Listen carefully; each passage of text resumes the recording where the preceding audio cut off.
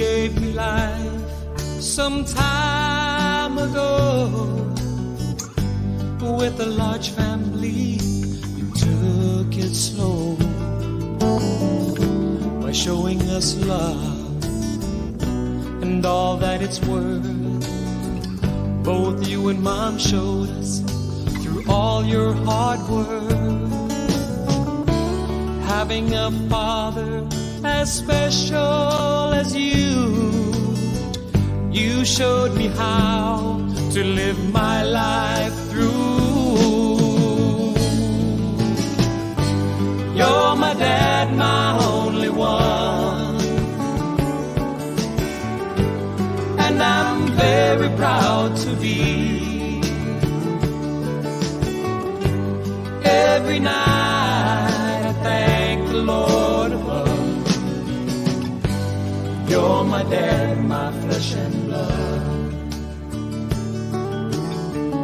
You gave to me some time ago a father's love that I'll cherish and hold. Having your love through all these years, it gave me strength to live my life with no fear. It makes me smile, and I want you to know you're in my heart wherever I go. You're my dad, my only one, and I'm very proud to be. Every night I thank the Lord above. You're my dad, my flesh and blood.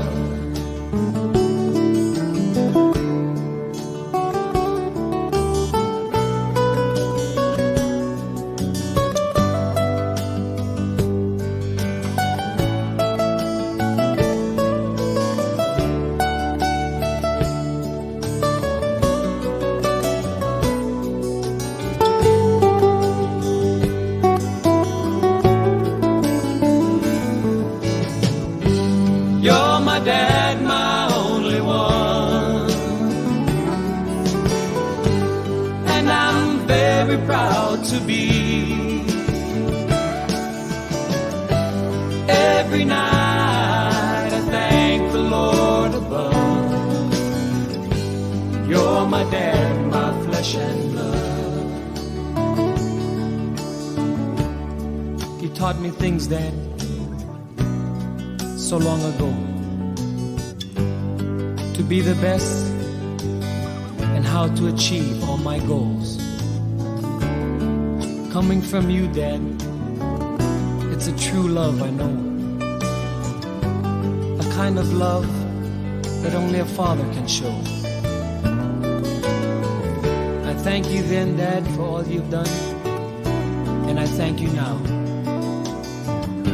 I love you, Dad, for showing me how.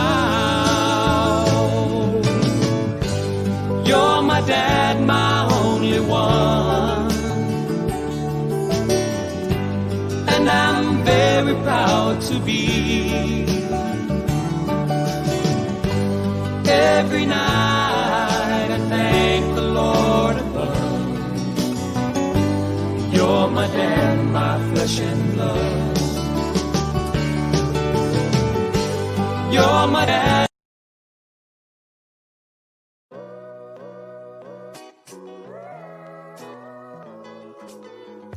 Hi guys, my name is Laka Fakiki. I'm from Hallam, Melbourne, Australia, and I train out of Scammer Fight Gym in Narre Warren under a good friend of mine, Clay Matangi, and I've been in the BJJ game for the last probably 9.5 years, and it has really changed my life.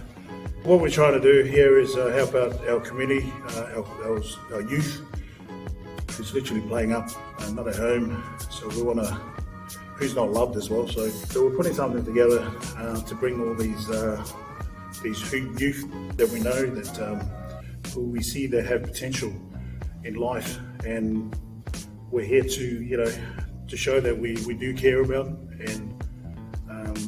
and there is a home for them. If they're feeling down, well, they'll go through hard times in life, and we're here.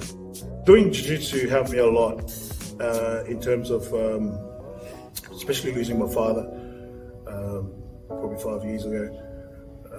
I was really down. I went through depression. I just went downhill, just ate myself out, and became I drank so much heavily.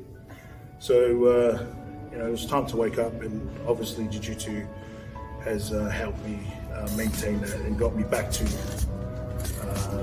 where I'm at the moment, along with my faith. My parents are very well respected in the Cook Island community, as they were ministers for the Cook Island Christian Church. And going back, my dad was involved in a lot of youth work, and he helped out so many people during his time, and he was well respected through his church and also through his sports. So this is kind of something that we want to give back, and also share the jiu-jitsu to the youth who's going through tough times. We talk about mental health, and I'm a big believer in our churches, and this is the only way for me to give back, is to return the favor, because they have so much love for my parents. All we're asking here, guys, is just a little donation to help us out going. The money goes towards our mats. That's our mats and a bit of little things like that to help the youth that's coming through the system. So anything that you can give, we'll take it and we'll appreciate it. Thank you. As you heard the bro, get behind this cause. Incorporating jiu-jitsu with our faith and trying to help the greater community. So, see you on the mats. Oos.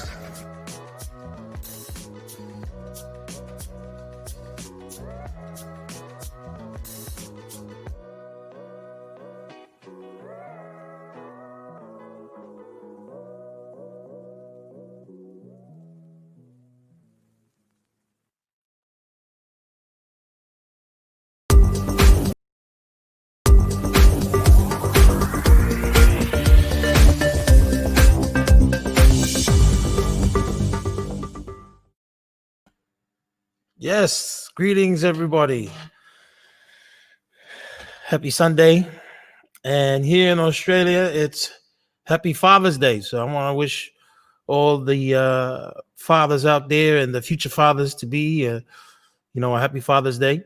And may the Heavenly Father continue to bless us all. I hope your children and your spouse, your partners, spoiling you, and also the grandfathers out there, to all the koros and the papas. Here at Faith and Grace Ministry, we want to say Happy Father's Day. And before before we get into today's thing, we want to send a tribute to the fathers. So enjoy.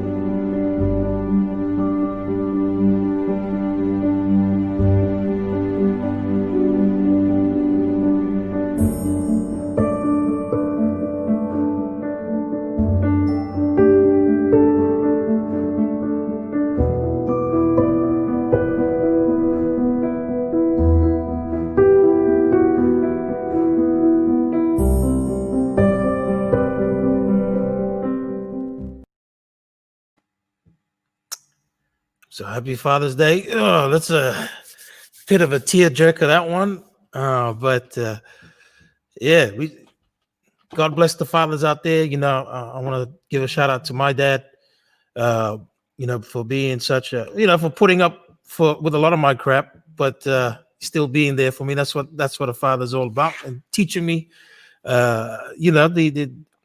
firstly teaching me about God and how a man's supposed to be. So, happy Father's Day. And, I can't believe we used to think this was satanic, but, that's a perfect segue to, this weekend at Faith and Grace Ministries. We've been putting a magnifying glass on the Hebrew Israelite doctrine. And, as you know, I was a former member and leader in this cult understanding. And today we've got a special show. I'm not too sure if anybody's actually done something like this, but what we're going to be doing is we're going to be speaking with people who actually fled so-called Babylon back with the GOCC in 2009, 2010, 2011. And we're going to be hearing from them and hearing their experiences. Because one thing you'll notice when it comes to GOCC now, they're back in Babylon and they're not talking about this anymore. And believe it or not, of course, yeah, we all have to be accountable to our actions, but the Bible also talks about false teachers, and and I think it's in James where it says, "Be not many masters, for they will receive the greater damnation."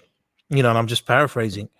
And I feel like it's I can understand the how hard it must be for these people to come out and talk, but here at this church, at this ministry, and many other ministries, believe it or not, we are here to listen. We are here to not to yes, sometimes I'm pretty bad. I like to joke around and things like that. But that's just how I deal with trauma, I guess. We all deal with it in a different way. But there was some seriously bad things going on, and you will never hear about it. So, we're here just to talk about the truth, because that's what it's all about at the end of the day. So I've got a guest waiting backstage, but before we do that, let's set the stage with this. And those that claim that fleeing Babylon is just a doctrine, heart is in the place of their captivity. They don't have the heart of David, who desires something greater, which was promised to our fathers. So fleeing is not the fear. It's not because you're scared you're fleeing. People that are scared are those that are sitting pat. They are afraid of operating with the Most High's faith. They don't believe that the Most High can help them through it. The Lord wants his people to leave America, which is Babylon, before the wars hit. First of all, before the government itself start rounding up its own and destroying its own. And second of all, before World War III come and the missiles hit here. And the Lord is calling us out of this country before it happens. It starts here. The second coming of Christ culminates around two major events. The one major event is that first, Babylon, which is America, must be destroyed. We're going to show you how that's going to happen. We as a people are living in America. So this is a direct concern of ours. If the Bible says that America is going to be destroyed and we're living here, we must know what to do, especially if Christ is going to come back after this first event. The East is here. Christ is coming back from the East to destroy the nations, and then he will subdue the earth. All right? But I'm going to show you this place will already be on fire before the second coming. So, it behooves us, if we're living in the place that will be on fire, to leave and go to another place so that when the angels do gather from the four corners, we'll be all right.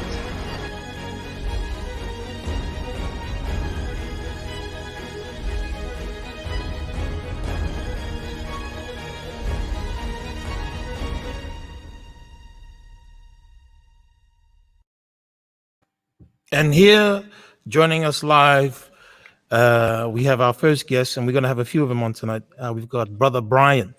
How are you, Brian? Yes, sir. How's it going? Yeah, we're good here. We're good. How are you? Doing well, brother. Doing well, you know. I'm alive.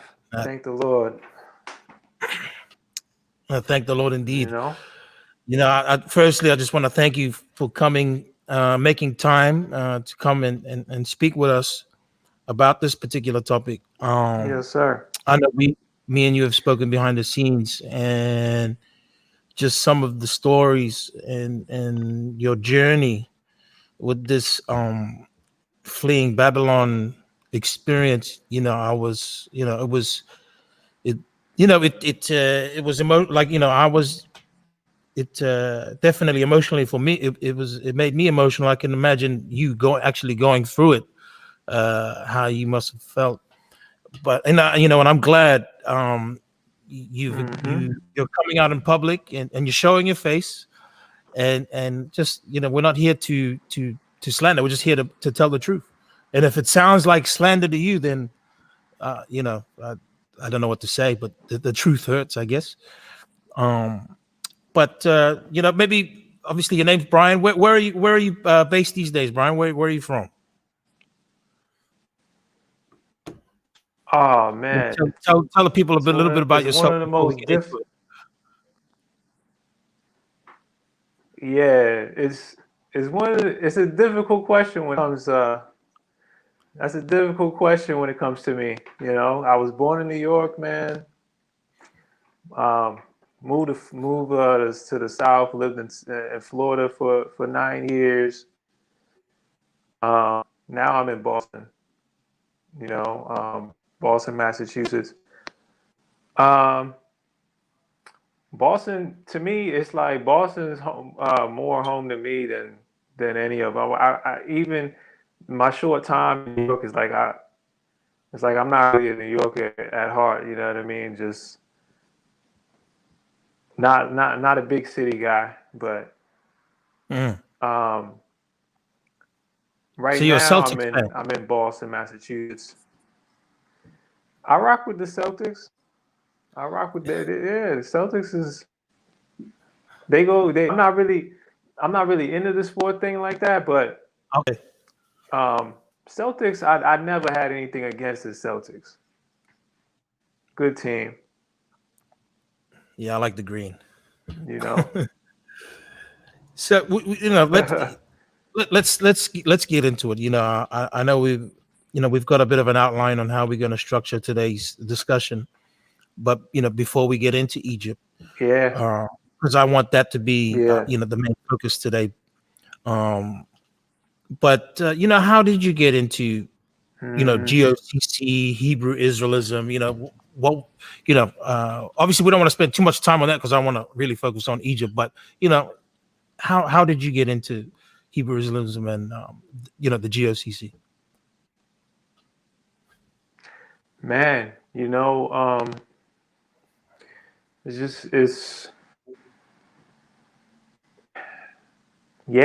have to say, a lot went down. A lot went down in Egypt personally. Fleeing Babylon affected my life in many ways. You know what I mean? I have to say that you really hit it on the head with that clip at the beginning of this video. Yeah. If I saw that diagram, I wouldn't have. It's kind of like. I'm just kidding. Yeah, it's like, I mean, it's just, I know you want to, I'm gonna get into how I came across the GOCC, but I just wanted to make a comment on that clip because for sure, it's just like, it's like everyone for the most part, a majority, I'm not gonna say everyone, but it's like it seems like it doesn't want to be accepted that, you know, this was the message of the church when they first started. You know, and it's like when guys like me come out and start talking about it within the body, because I mean I've spoken to many people about this, you know, one to one, you know, on a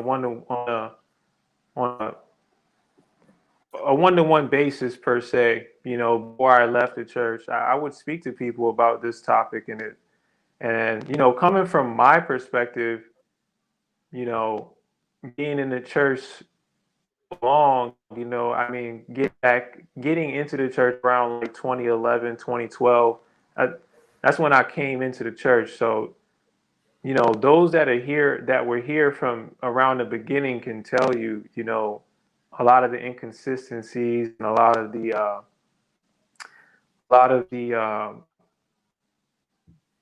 just the contradictions and a lot of the things that just added up over the years, and really just not being any kind of real accountability or acknowledgement of these types of errors, and essentially what's going on is just like, you know, to me it's just been like an attempt to sweep a lot of this under the rug, you know, like it just doesn't exist, you know, or like the brother never got on, you know, uh YouTube and told people that they had to leave, you know. We just saw it So there. like you said, I mean, bringing it around, yeah, bringing it around full circle, and now most of the leadership is here, is back in this place. It's just like a dagger in the heart of, I would say, in my heart. I can't speak for anybody else, but seeing it just you know, it's just it's unbelievable. I mean, and I mean, and that's like I said, I can only speak on my experiences. You know what I mean? And that's what it's been. This is to the point I came to with this movement after about 10 plus years, and what I've seen, the hypocrisy, and like I said, just the blatant inability to be accountable, and just be accountable for your errors and things that were wrong. And I mean, I just want to just say for the record, you know, that I'm only on this medium speaking to you and speaking out about this and speaking number one because I went to the brother. I wrote 2 emails, and I personally reached out to Ricard um, in an attempt to resolve my issues and my concerns and my you know, in an attempt to try to patch this up. And brother never wrote back. He never reached out to me, never said anything. I was getting emails from the church, but it had nothing to do with what I was asking about. It was about, Join the you know what I academy. mean, joining the Hebrew Academy. Right. So I'm That's just bad. like, well, like, you know what I mean? The scriptures say reach out, you know, reach out to the person you got a problem with.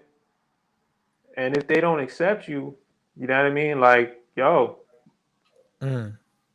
speak to the congregation. Like I reached out to the man. I'm not just gonna sit here and talk about people, you know what I mean? But I'm gonna say what the truth is according to what I've seen and my personal experience.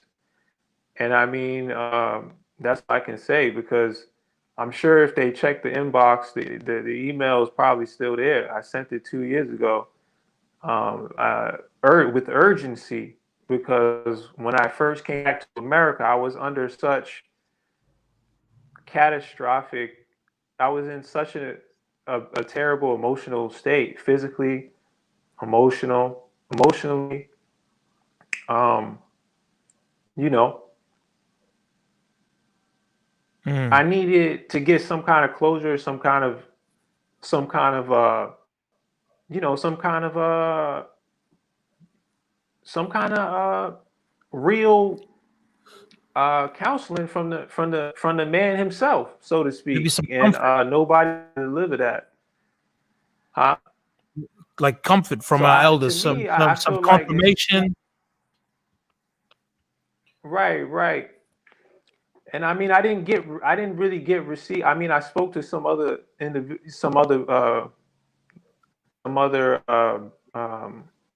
in the region, but you know, my case wasn't really received properly. So that was, you know, catapulted, you know, this my situation. But it was a lot more. It was, you know, it was a lot more than that. But that's why with, you know, being on Medium and actually speaking out about my experiences when it comes to the church. Mm. Uh, I think I a mean, lot of people. Sorry, you keep. Can we get a better connection for you? Because yep. it keeps cutting in and out. It keeps cutting in and out. Uh, Oh yeah. See, improve now. I'm not sure because you know how he's cutting in and I out, huh? just switched.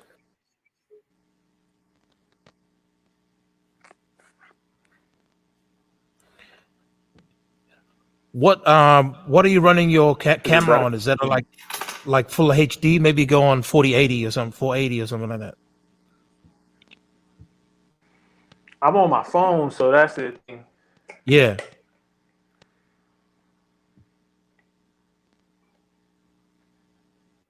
Let me see.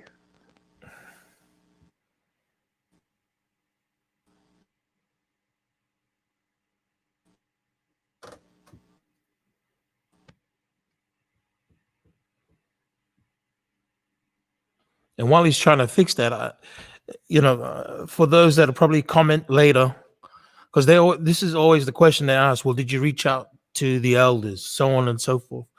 These things, you know, there are discussions behind the scenes, and because you don't know these guys, like I got to know them. You don't know how they operate. You know, all you see is YouTube. You know, so this guy is a perfect example of someone who tried to do the right thing, the same thing that these elders say you should do, but yet they don't do it. They're hypocrites. But hopefully Brian's got his thing sorted.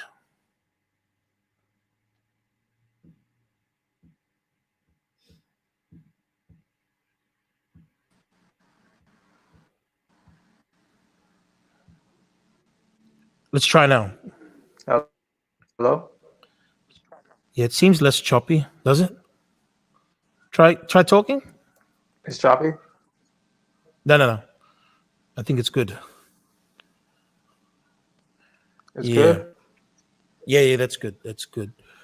So, you've said a lot there, and almost vaguely just touching on a lot of things you went through, obviously, before you came back, and you wrote this email to the elders, But before we get to Egypt, what was it that made you join the church? Just real quick, and then obviously you fleeing. Yeah. So I would say that I was somewhat spiritual, right? My mom raised me in the church. You know what I mean? I had a connection to God, and as I was getting older, I was starting to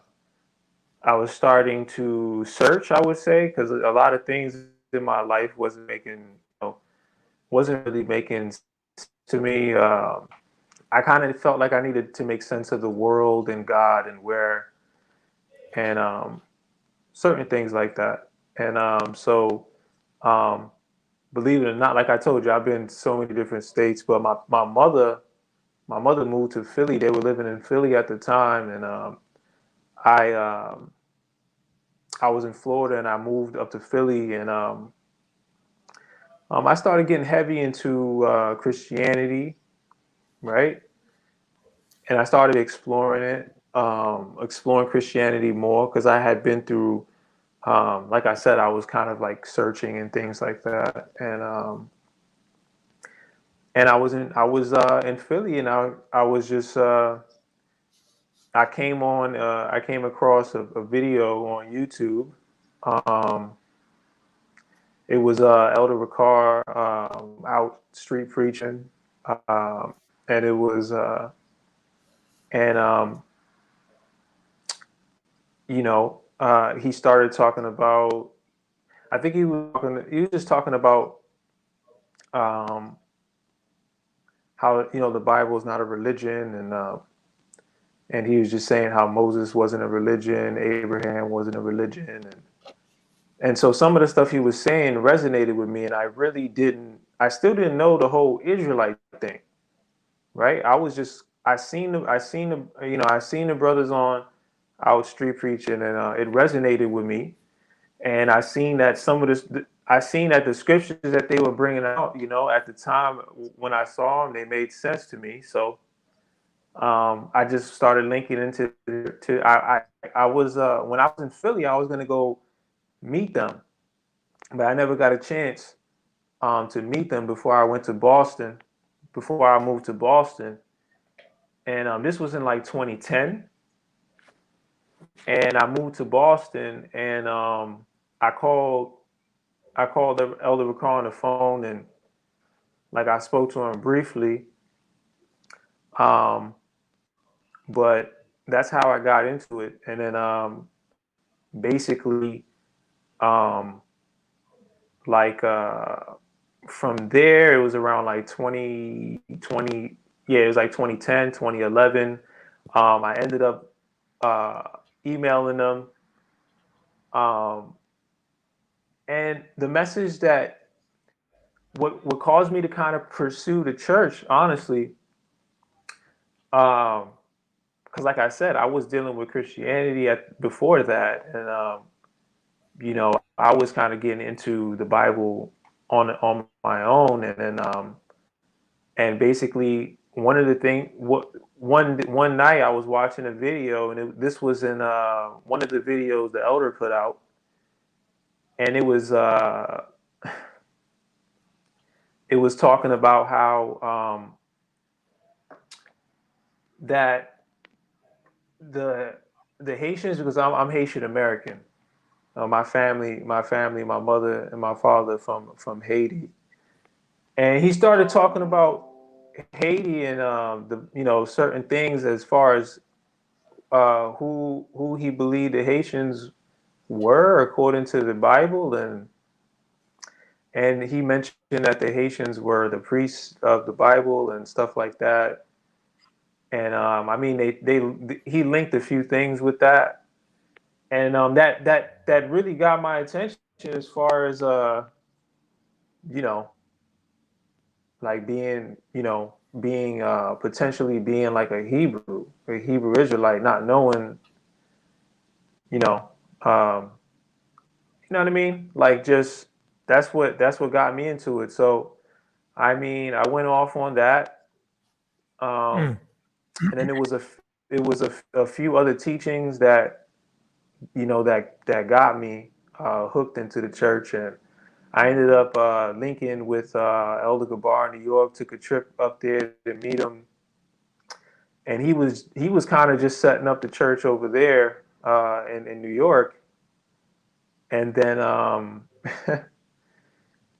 I went back to Boston, and I started setting up a little congregation in Boston. It just happened. Like I just So started. you helped. Okay, so you were one of the founding members of the Boston congregation. Yeah, yeah. I just started helping. Just started like putting people together. Um, spreading the message, getting people, and then got a little facility, and then we would go to New York and link up with Gabar, and then we'd come back here, and I do, I'd help the whole nine, man. I'd help the brothers. I'd do lessons. The brother Andrew baptized me, man. So it was in Andrew, he's going to 20. be joining us later. Yeah, yeah, that's my brother, man. We go way back. Like, he baptized me in 2011 before I left to Egypt in 2012. So, Well, he'll be joining us soon, yeah, that's hopefully. my So brother. we're waiting for him. He went to Egypt as well. Yeah, so that's but- my mindset yeah, that's my mindset at that stage. That's how I got into it. I hit the ground running and basically um did became a part of the organization that way. And I was there. I was there for about 8 years. 8 years. So yeah, I've been So 2 years. I mean, I've 2 years out of the 2 years I left. It's been about 2 years since I left the church now. what was the process of you going over there? What procedures did you have to take? What was the advice of the church? Things of that nature. Like, could you expound on that? Because there's a lot of rumors on the internet, the contract, this and that. You Right. personally went out there. Maybe you can put some of these rumors to rest. Oh yeah, man. For sure. I would say procedures. I would say from the beginning, right? I want to make sure I say everything properly here. The way it happened exactly. It was a long time ago, man. But I would say right off the bat, you had a lot of people, rushing to leave. You had a lot of people leaving, and this is kind of when there's, when people start leaving for the most part that I could recall, because I didn't come into the church with the mindset that I was leaving. This was something that started a little bit later on, as I started to see at the focal message of the church at the time, that was, it was just, they were just, blowing the trumpet, flee, flee, flee, flee, flee. You know what I mean? And why was And that? so with that, Why was that? Why was there that was such? based, right. I didn't come into the church with that. I came into the church with basic understanding of certain things they taught. But then around 20, like, the Fleet Babylon became like a dominant, the dominant message during that time. I guess because of a series of lessons that the elder was putting out. And he spoke about it a lot too. Like, just randomly, he would just always speak. And I mean, like, so with that, you kind of like you got this, at a certain point, I remember just everybody just wanting to leave and talk about where they want to go. And man, yeah, but in a nutshell, you had to link up with the elder in your respective area. I had to, link up with Gabar, let him know that I wanted to leave, and that I was ready to go, and and he had to pretty much set it up, or I guess kind of like give approve you to leave. I don't know if that's how we're doing it beforehand, but when when it came down for me to leave, like that's what was going on. You had to link with the elder first. So There was certain there protocols was that you a had to there was take. a screening process, Yeah, there was a screening process. Yeah, and I mean, and I hear about the yeah yeah. There was a form to fill out. There was a form to fill out. Um, like I hear about that form and stuff like that, and there was a form to fill out. I filled out the form. there was a form. Yeah, I don't need it. Might even who knows? I don't want to. Did you need to sign the form? You know, I'm not sure if it's still in my email, but yeah, but it was like a basic form about like. You see, the thing is, I don't remember everything on the form, but it was like it was like a general like census type of, you know what I mean, form, and kind of Okay. like just who you are. Do you agree with like church doctrine? Do you have any disagree with certain doctrine? I guess they wanted to know the mindset of certain people, and Yeah. stuff like that. So, um, and at I remember people coming out even back then talking about the form. I didn't see a big deal about the form back then. You know what I mean? I felt like it was just like just the protocols. You know what I mean? I was just following with what I was told I had to do. Hmm. You know, So but obviously you passed the screening process, and you booked yourself a flight, right? that's right.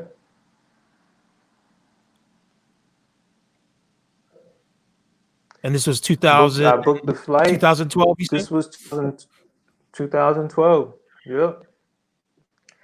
And I mean, I booked um, and I mean, I guess the spirit of fear was more, it was more powerful than, like, brother. I mean, people wanted to say, I mean, I believe it was, I can't speak for everybody else, but when I look back, I was operating the spirit of fear. You know what I mean? I wasn't thinking Mm. properly.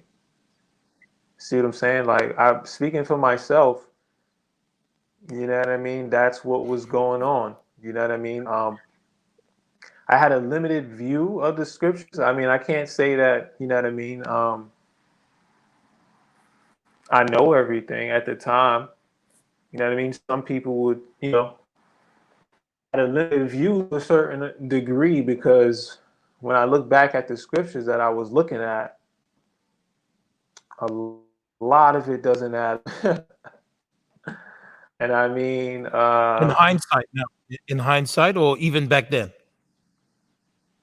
right now, it doesn't add up. I mean, when you look at the scriptures from the Yeah, for Old sure. Testament, I mean, a lot of the scriptures that they use in the Old Testament is kind of like, well, not only these things happen already, but um, still don't mean I gotta leave and drop everything I'm doing and drop out of college and, you know what I mean, relocate. Yeah, well, And I mean, at the end of the day, I don't even want to just go down that path. I mean, at the end of the day, my overall view is, I was, like I said, I like, when I look at it, definitely moving in the spirit of fear, not really having a limited view. I'm still young. I'm like 21 at the time. You know what I mean? 21. Wow. Yes, sir. Like, And you you and know what I you've been mean? overseas before? Disconnected. Never been overseas. Disconnected from my family per se. You know what I mean? Mm. Not really, wasn't really brought up with a lot of structure and, Brian, you know it's what I because mean? it's still Yeah. choppy. Maybe can we try without the video, because it's really choppy when you talk. So maybe try without. Let's try now. I to see. How's that? Is it better now? Can you hear me? Yeah, it's still. Yeah, I can hear you. We need a photo there. Yeah. Well, let's try this because it's a bit choppy. I don't know if the audience tuning in. Maybe if you can put it in the chat. You know, how's Brian coming in? Is he real choppy, or are you guys happy with how he's been coming in? Let me see, man, because I might need to just. It could be your mic. Better.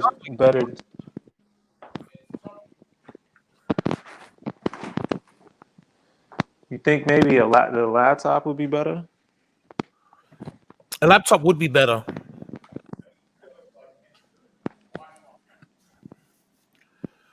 Just use the same link on your laptop. Maybe that'll be better. I reckon it would be. And then you can see all the funny videos. Oh, you saw that Ricard video I put up earlier, yeah? The one where he was while you're fixing that, let me just show you some of the propaganda that caused Brian to feel that fear factor. Where is it?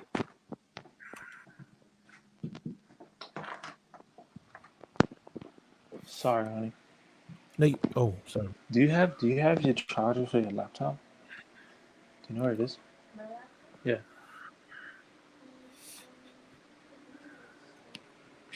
It's not there, baby. Baby, don't know where the charger is. Thank you, baby. Yeah, because connection is bad.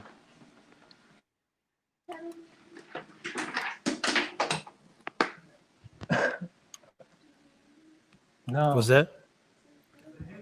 Okay. Who's a handsome man?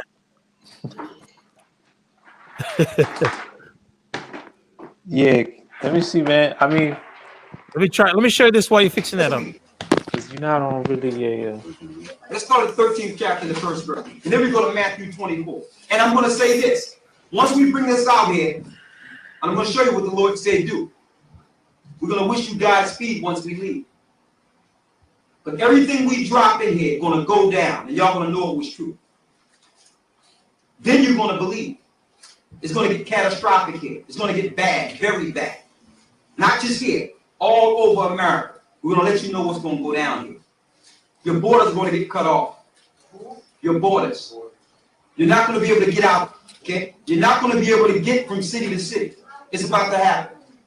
With this new influenza pandemic, they're about to cut it loose. We're going to show you everything that's going to go down here. And when it break out, and when it happens, when they're going to tell you to stay in your house for days at a time, you're going to know who the Lord had in your living room. Okay? We didn't drive here for luxury, for money. Nobody giving us nothing. We here to warn the people before we leave. Once we leave out of this country going down. Hey, sister, we should be scared. Because scaring you will make you do something. Faith without works is dead. Read Isaiah 13:1. Start there. The burden of Babylon, which Isaiah the son of Amos did see. The Lord said the burden of Babylon. This is what's going to happen to Babylon. They call it Babylon. And I'll stop sharing. But you heard what he was saying. You should be scared. And this was back in I think 09 or 08. And he was talking about for that instance, and that flu he was talking about was the swine flu. Nothing happened. Nothing happened. You know, and we're gonna show you what happened when they actually fled. Because some people are trying to use this video and saying he predicted the corona. That was not for now. That was for back in 2008, and he was talking about the borders shutting, the missiles coming, and the swine flu. So here we go. Yeah, that's. Can you try now, Brian? Can you hear us? Can you hear me? Yeah, I can hear you. It's way less choppy now. Yeah, I mean, I want to make sure that you coming in right. Yeah, now you're coming in good. And I don't know if you just saw that clip. Rakar was on record. This was back in '09, and he was talking about the swine flu and the border shutting, those things like that. Yeah, and that was pure prophecy.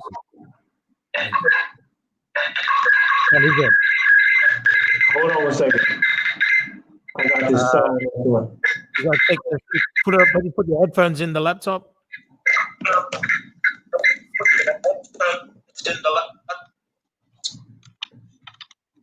Yeah, we go. Can you hear me? Yeah, good. All right. Yeah, man, I saw it. That's one of the videos right there. He says we're leaving now, and when I leave, you watch this place go down. Did it go down? Did America go down back then? It didn't No. go down, nah. But it's just very important to just have accountability. This actually, it's just so crazy. Like if the brother had even the slightest bit of accountability for just things that he might have said that just didn't come, that just didn't quite pan out the way that he thought it would, just come out and say it. This is the most unbelievable part about this whole thing to me. By sweeping it under the rug, this is why I'm on this medium talking about this right now. This is why I'm here right now. If he could have just said, if he would have just had a little bit of an accountability, but just for some of the small things that he might have said, I said this, but such and such, it didn't, quite pan out the way we thought, and we just gonna recollect ourselves, and and we're gonna, nothing like that. You know what I mean? Just, and I mean, the thing about that is, I mean, people. This is my thing. I got a lot of issues with just any man talking about they prophesied anything. Point, like, period. That's why I'm a predator. It don't matter if you're a car. It don't matter if you with the GOCC. It don't matter if you with whoever you're with. I got an issue with anyone prophesying anything. You know what I mean? That's not what Christ was prophesying. You know what I mean? We supposed to just share the message that Christ shared, man. Period. And I mean, just to put it out there, to me, it's like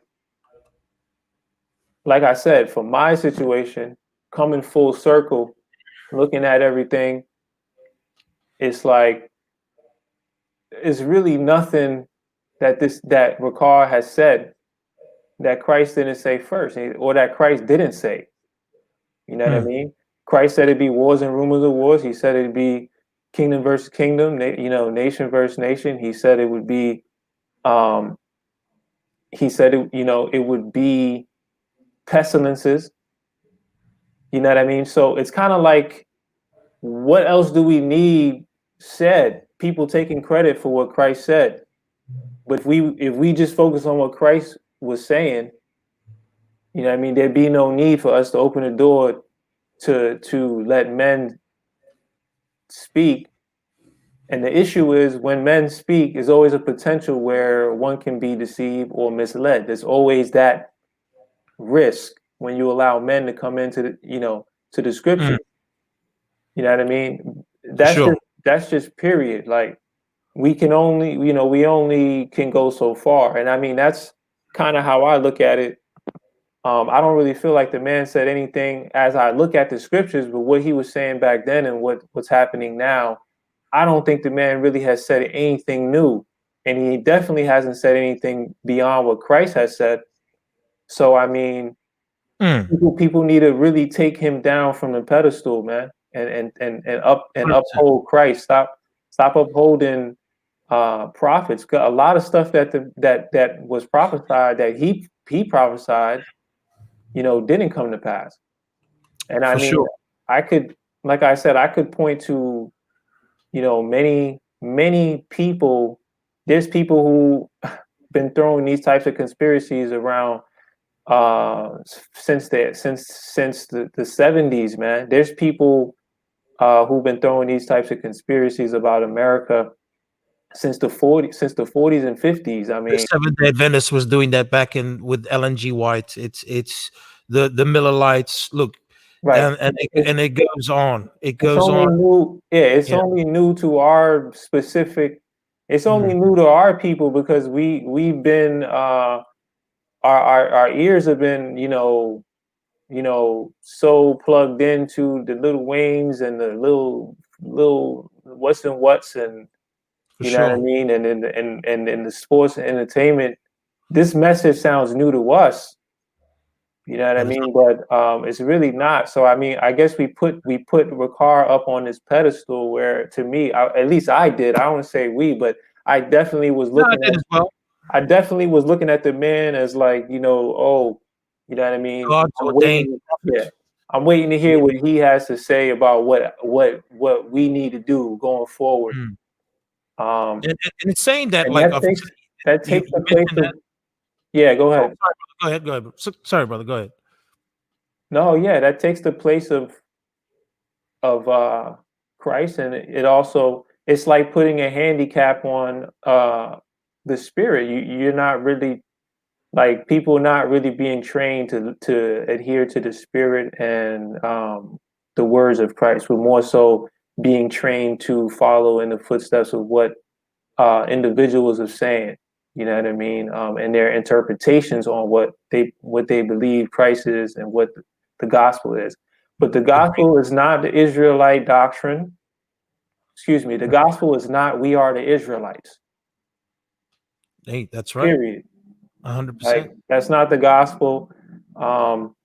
Like, I had to come to grips with that, and the realization of that fact that the gospel is not we are the Israelites, man. And I feel like that message you know, um, has removed has kind of drowned the watered down the message of the gospel, and it has um, it's watered down the true message of the gospel, and it's also uh, it's it has caused basically us to miss the simplicity of the message of Christ by overcomplicating our by just overcomplicating it. You know what I mean? But I mean, I kind of went off there, but basically back to what you were saying about um, just about the Babylon thing. And I mean, that's basically my view on it. Like I said, tons of people who came out and said certain things, but um, you know, Yeah, look, this Matthew 24 interpretations, it's nothing new. It's obviously new to sometimes my ears, the conspiracy theorists and all that sort of thing. And oh yeah, it's a huge, that's not huge the gospel. conspiracy. Matthew 24 is not the gospel. That's the funny thing. Mhm. That was a prophecy that he gave to the unbelieving Israelites in Jerusalem. And just to plug a good friend of the show, Gary DeMar. Make sure you check out his book for those that are watching. End Days Madness. And he goes into the history of all these so-called end day prophets. Another good friend of the show, Vocab Malone. He's tuning in. Mhm. What's going on, devil? No, I'm kidding. He's I'm anybody associated with Vocab Malone is a devil according to Hebrew Israelites. So welcome to the Right. devil, Brian. Sorry. But now you've passed the screening process. You've booked your ticket to Egypt. You land. What happens? Walk us through what's Oh man, man, oh man, oh man. You're taking me back, man. And I mean, like, it's not really a nice place to go back to in my memory bank. You know what I mean? It's a lot of trauma associated with Egypt and the things that I went through there. It's really rough, man. You know what I mean? But man, I'm back. I'm there. I guess the first thing on my mind is, man, I made it. You know what I mean? I made it out of Babylon. You know what I mean? You know, and basically now I need to do, you know, I need to, you know, I need to basically wait and see what's, you know, what's going to happen next. Because, you know, from here we're headed to the wilderness, baby. You know what I mean? That's what I'm waiting on. You know what I mean? So one prophecy to the next, you know, far reaching beyond, you know, our dispensation or where we're at in the Bible, living in the time, you know, that we don't even know was could have, even if it, we don't even know if those things were even ordained. Listen, man. Well, we saw in the video. I can't even get into that, the wilderness and all of that, but that's my mindset while I'm there. So you're like prepping yourself. All right, this is the first stage before the next stage. Yep. And what Ricard said in that video we played earlier, the first one, he says, we got to flee this place to go to this place where we will be safe. Yeah. Were you guys safe over there? This is, I remember, yeah, this is the crazy part about it. It's like, this is where I realize, like, looking back at it, it's like, you know, I don't know. It can only be the spirit of fear or a severe state of psychosis. So I don't know what it was, but we fled from one country into another country that was at the time going through a revolution and a military coup, where, you know what I mean? Well, I mean, I wouldn't say, I don't think they'd call it a military coup, but at the time, Morsi was stepping down and Sisi was taking over. And it was a very tumultuous time in Egypt. Not the best time not the time, definitely wouldn't be the best time to travel there. It was called the Arab Spring, right? Yeah, it's called the Arab Spring.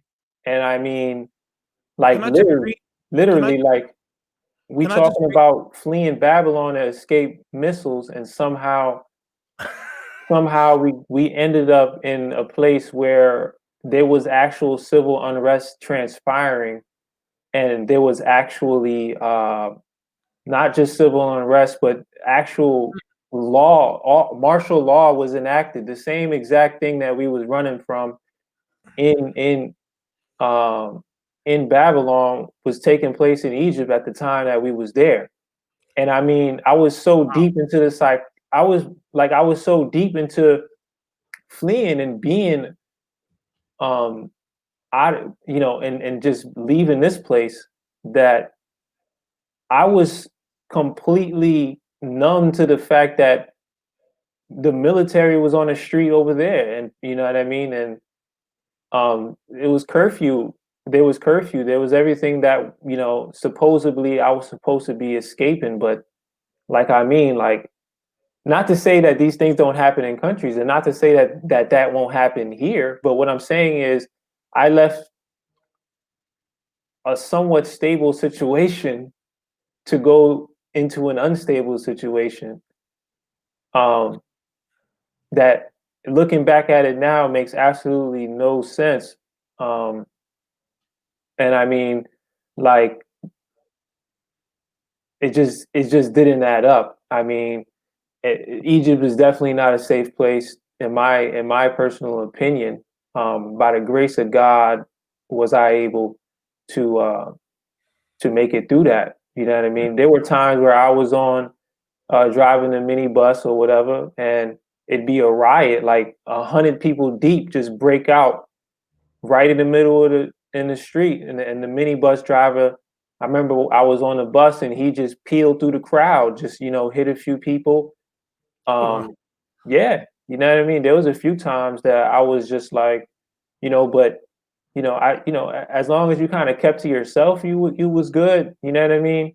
But it still wasn't like a safe environment, especially during that time, during the uprisings and things like that.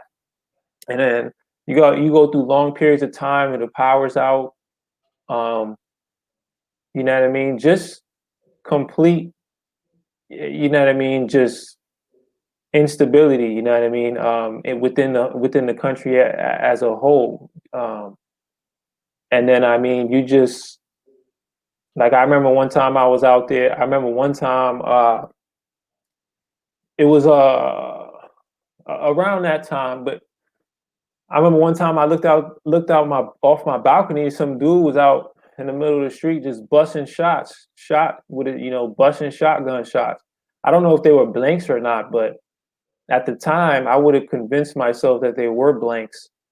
You know what I mean, and that it wasn't anything to be worried about. I basically convinced myself that it don't matter what's going on here. This is where I gotta be. Because when it goes down, this is where I'm gonna want to be, in order to be. I think we spoke about it the other day when, you know, the leadership would probably justify, well, they're just doing this so it would because the Israelites need to be here. So this is like a what do you call it, a confederate amongst the nations to put this front on to prevent the children of Israel coming back to Egypt. Would you agree that was the mindset? The leaders or the elders of these churches would make up these conspiracy theories. So they think, oh well, they're just doing that because they don't want the children of Israel to come here. This is all fake Yeah, news. I've heard that. I've heard those things. Yeah, I did. Yeah.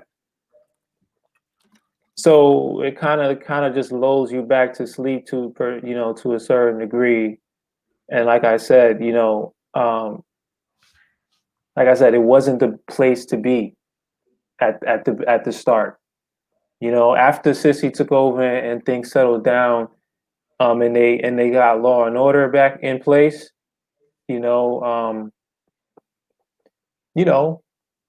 things have been stable for the most part, but I'm just to give a perspective of what was going on right when I left, it just absolutely made no sense. Like the location itself made absolutely no sense.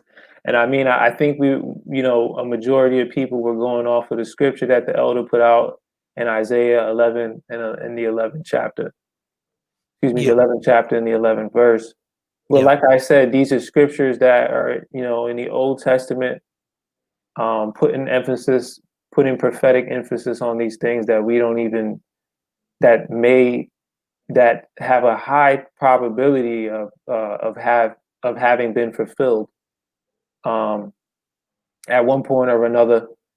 And I mean, even if you want to go with the wilderness idea, it's still a hop, jump, and a skip beyond tribulation, beyond the beginning of sorrows, beyond persecution, beyond everything that the scriptures say that we have to go through. So you survived the Arab Spring, the rebel Believers have to uprising. go. Right. Yeah, you survived it. Yeah, by the grace of God. Things Yeah. settled down. Things settled down a little bit. How what was happening with you? What was happening with the organization itself? Maybe walk us through that. Oh, you mean like the breakdown? Well, Well, I had well, Andrew spoke about it like there was splits here, there was splits there. right. Well, yeah, we had so-called outcasts, as you would call it. You had people who weren't falling in line with church protocols, doing things they weren't supposed to do, teaching things they weren't supposed to teach.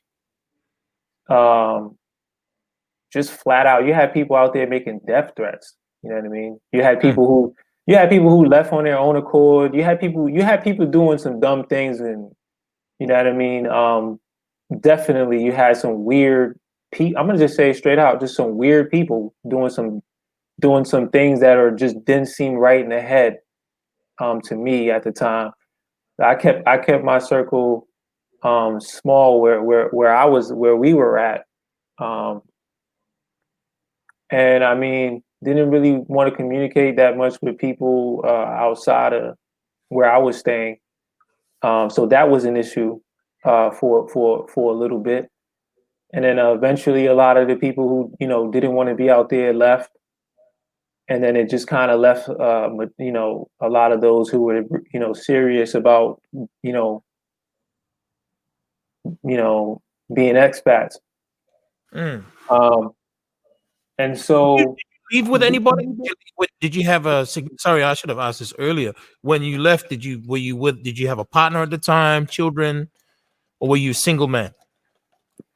yes, it was me and my wife at the time. Your wife Yeah. at the time. Okay. And so the breakdown would be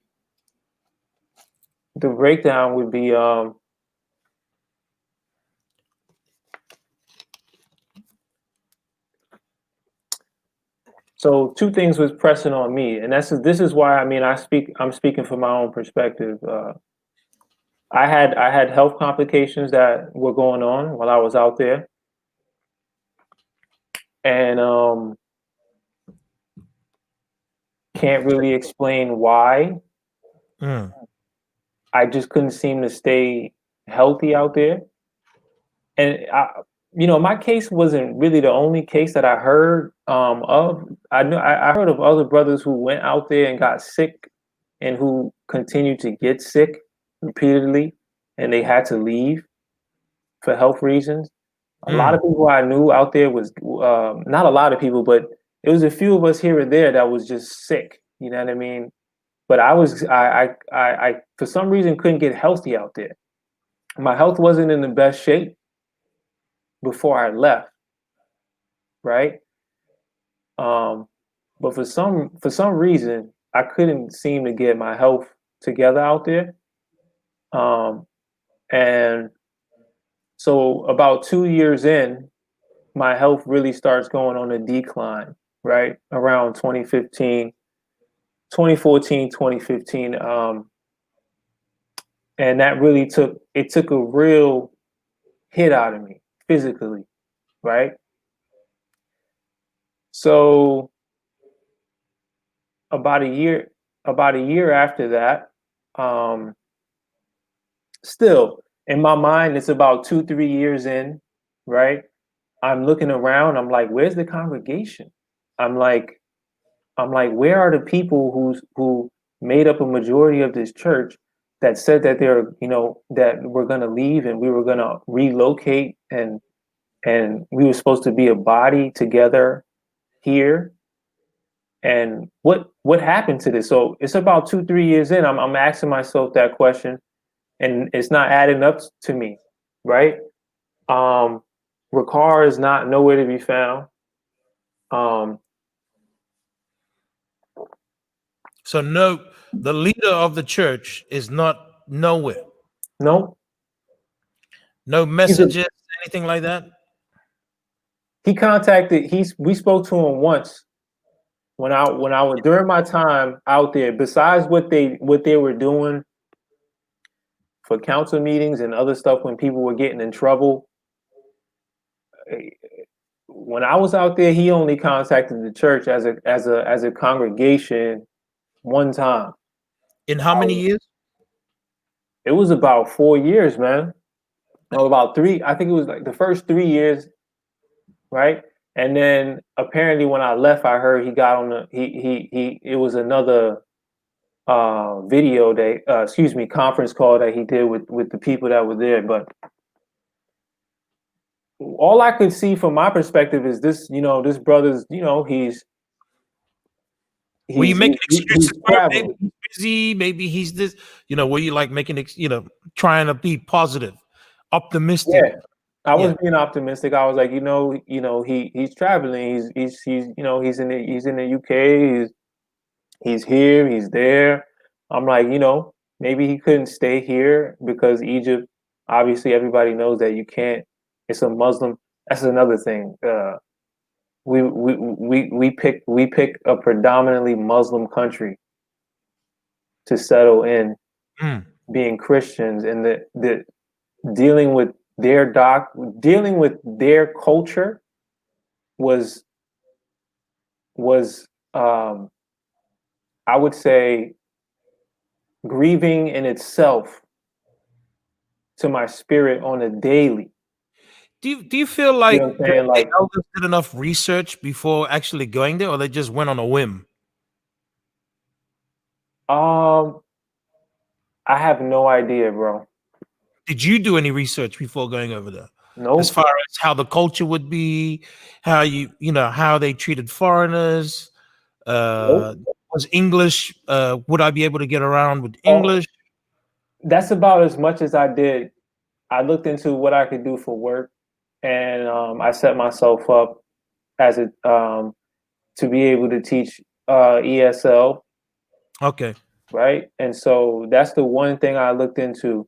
Um, but I didn't. I had, like I said, I had a limited perspective. At that time, at that age, I wasn't really looking into all of that. I kind of just trusted the elders' word, and this was where it was at. You know what I mean? But definitely, what can I say, man? But Mm. No, no. um, Yeah, I get it. Lesson learned. We putting our faith in men and not in Christ. That's just what happened. yeah, Um, oh yeah, big time. And let's I get back mean, to your health. Your health started to deteriorate. yeah, Uh, man. And I mean, I have my own theories about that. I have my own theories about that, but how bad did it get? my health just Were you kept able to? going in decline. It Huh? got bad, man. It got pretty bad. I went through one episode. I call them episodes because they came and went. Um, the first one had two of them. It was two separate ones. The first one happened, like I said, around 2 to 3 years in, and I basically, but still, I'm asking myself, like, where's everybody? I'm hitting people up on the phone, or emailing people. Like, I thought y'all said y'all was coming out here. I thought, as a body, apparent to my understanding, there would be no church in the States anymore. Like, we were all supposed to leave and become a congregation That's what abroad. he That, actually said. He said that that's on what a. I thought. That's what I thought the goal was. So I'm there, and I'm just like, I guess people aren't really as serious about leaving as I was, and I guess, and I looked at it like I'm gonna just endure. See what I'm saying? That's just what it is. Like, I'm gonna just endure this situation till the end. But God had a different plan for me, you know. Um, and I mean, a lot of times, um, so while that's going on in my head, my health is deteriorating. I'm like, what's going on? The first episode hits. It's pretty bad. You know what I mean? I had some sort of digestive issue, liver issue. I had a lot of years of like uh, poor health habits that I guess was catching up to me, right? But I wasn't able to start to become real health conscious, and I started to kind of look towards taking better care of myself. But in Egypt, it was such limited resources and things. I had limited access to the things that I knew based on my research, based on the things that I knew that I needed for my condition, for myself at that time. I didn't have access to it. See what I'm saying? And I remember just a lot of questions start going through my head, like, why is this happening to me? If I'm supposed to be here, such so why am I getting so ill that I can't even function anymore. I couldn't even, I couldn't make myself a sandwich, bro. Like I couldn't even get up. Like 2 weeks in a, bedridden.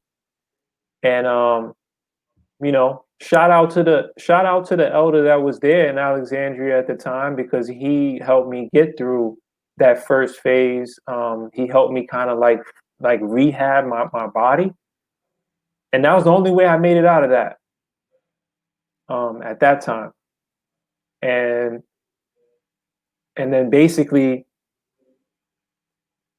you had that situation that started building up. Were there other people with health issues that you knew of, and they weren't able to get treatment as well? I know of others that had health issues, but I know like one or two other people. What was happening? I don't know their particular story. What was happening? What was happening with the laying of hands? Surely, if these men were given God-given prophecies and they had visions and all these sorts of things, why did God not give them the ability to lay hands and heal? I don't know, man. I went to the elders. I got hands laid on me. I mean, I remember at one point, I don't know, people thought I was like, I know that people thought I was, maybe dealing with things I shouldn't have been dealing with, because it was bad. It looked bad, you know what I mean? And I can tell you, man, it was just, I didn't open no Pandora's box or nothing. I was just getting sick. You know what I mean? That can't happen. Like, people just don't get sick. Of course they do, but they live in such a delusional state. They don't realize these things. But so I had to. A second time you got sick, it was really bad, and you had a daughter. You had a daughter while you were out there. Yeah, this was afterwards. Yeah. I somewhat recover, right? This was after the first episode. The elder was there. He helped me through that. And like I said, shout out to him for that, because I wouldn't have made it through without his help at that time. And I made it through that situation. But I'm trying to get on with my life, and I'm trying to endure, as it would say. But I'm watching the church at this point. You know what I'm saying? I'm watching the church, and I'm noticing certain things that just not adding up to me anymore.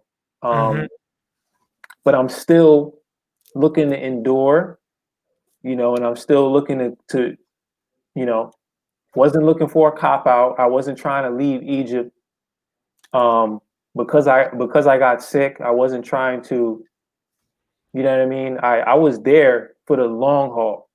You know what I mean? Yeah. I was gonna stay there. Right? But it came to a point where I physically could not go on in that country. Like, I physically couldn't do it anymore. Would you say you were dying? Huh? Would you say you were dying? I was. Oh yeah. It wasn't a joke. I got I guess my immune system was somewhat compromised. But when I about 6 months later, right? About 6 months later to about a year, 6 months to a year, I think, I ended up getting so my daughter was conceived conceived. She was, my daughter, and I was recovering, and my wife was getting ready to go through. My daughter was born, and it was about a year, about 6 months after, no, a couple months after, before my daughter, excuse me, it was about,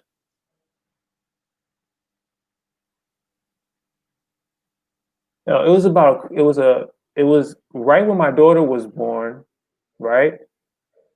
My health took another hit, and I guess my immune system was compromised, or whatever the case may be. But when she was around 3 months old, I contracted hepatitis A. right? Which Mhm. is it's not the, I mean, just for the viewer's sake, it's not the sexually transmitted form of hepatitis. This is the kind that you get from food. It's kind of like a virus or some kind of thing Like like food that. poisoning. Right. So yeah. So I ended up contracting hepatitis A, right? And my body just couldn't handle it. So I was, listen, man, I was turning yellow. I was like 128 pounds. Wow. I'm 6'4". I'm 6'4", mind you. That's I you're a tall lad. Yeah, I'm a tall dude, bro. Like I've always been pretty slim, but I got down to about 128 pounds, man. Like, Wow. yeah, it was bad. And like my skin turned yellow, all of that. I got jaundice, all of Mm. that. I couldn't eat or drink anything for like three. My bad. I could only drink. I couldn't eat anything for like 3-4 weeks. I had to drink juice, pomegranate juice. That's all I could drink. So obviously you That's it. needed medical attention. Egypt wasn't. I don't know how it works there, but obviously they couldn't give you the help you needed. No, they couldn't. Like I mean, I had to pay out of pocket all my medical expenses and all of that. Like and the few times that I went to the doctor, they really couldn't. Like when I went to the doctor, the doctor told me he didn't put me on any medic. He actually did put me on medication, and it was just something that I had to ride out. But um, he told me that the amount of liver cells in my blood is so high. When he did the blood test, he said that he told me, he was like, yo, he's like, if you exert yourself any more than what you're doing right now, he's like, you can die. Like he's like, you can die.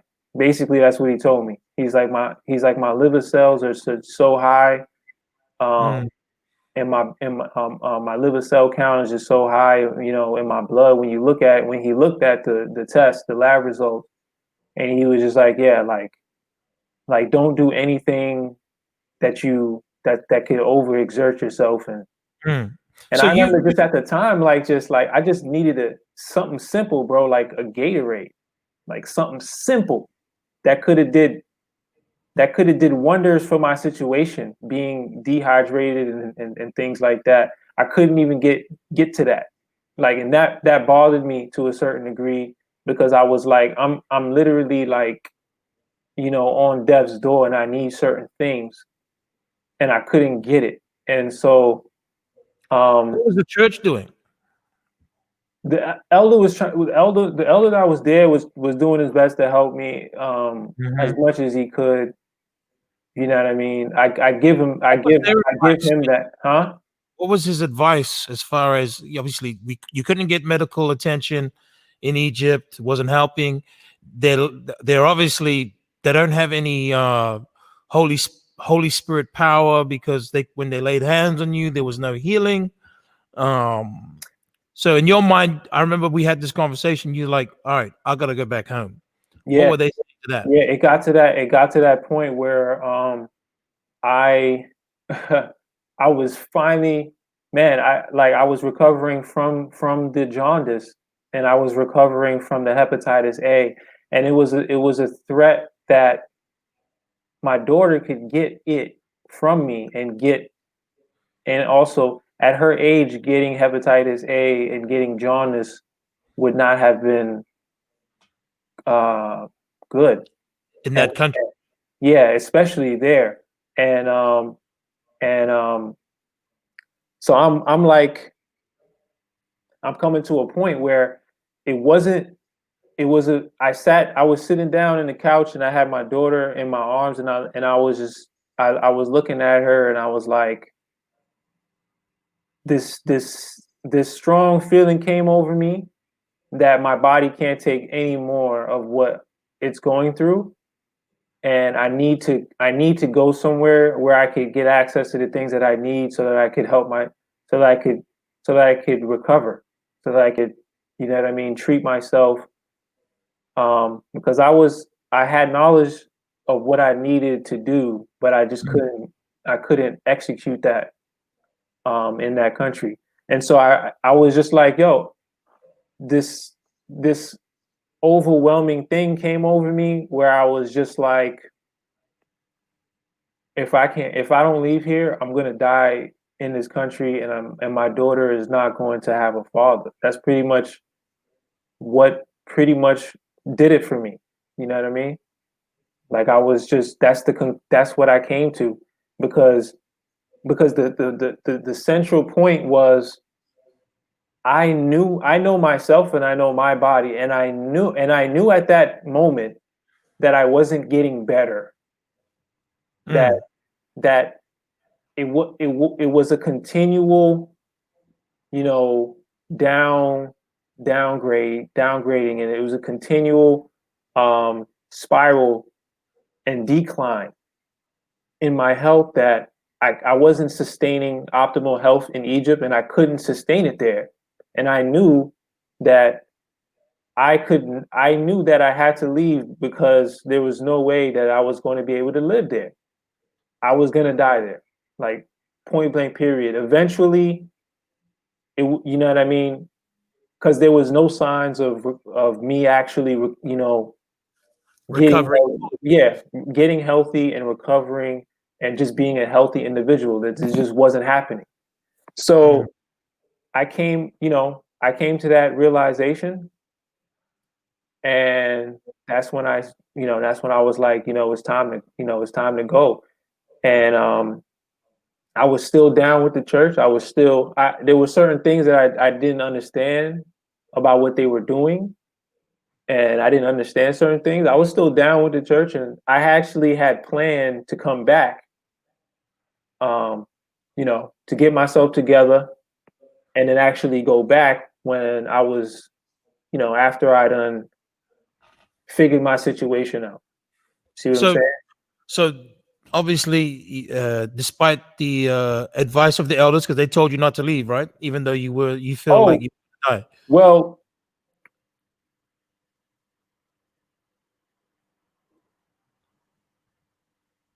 I would say one of the elders said that. They Right? said that. There was two at the time. Mm-hmm. I'm Are they still with the church? I'm gonna say one of them.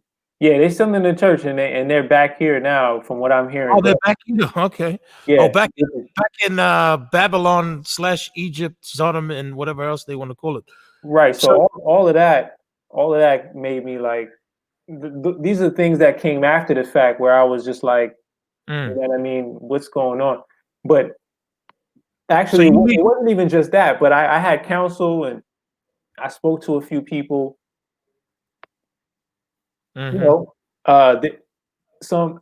mean, you get mixed messages, because the thing is, if you're going back to Babylon, you know what I mean, the unspoken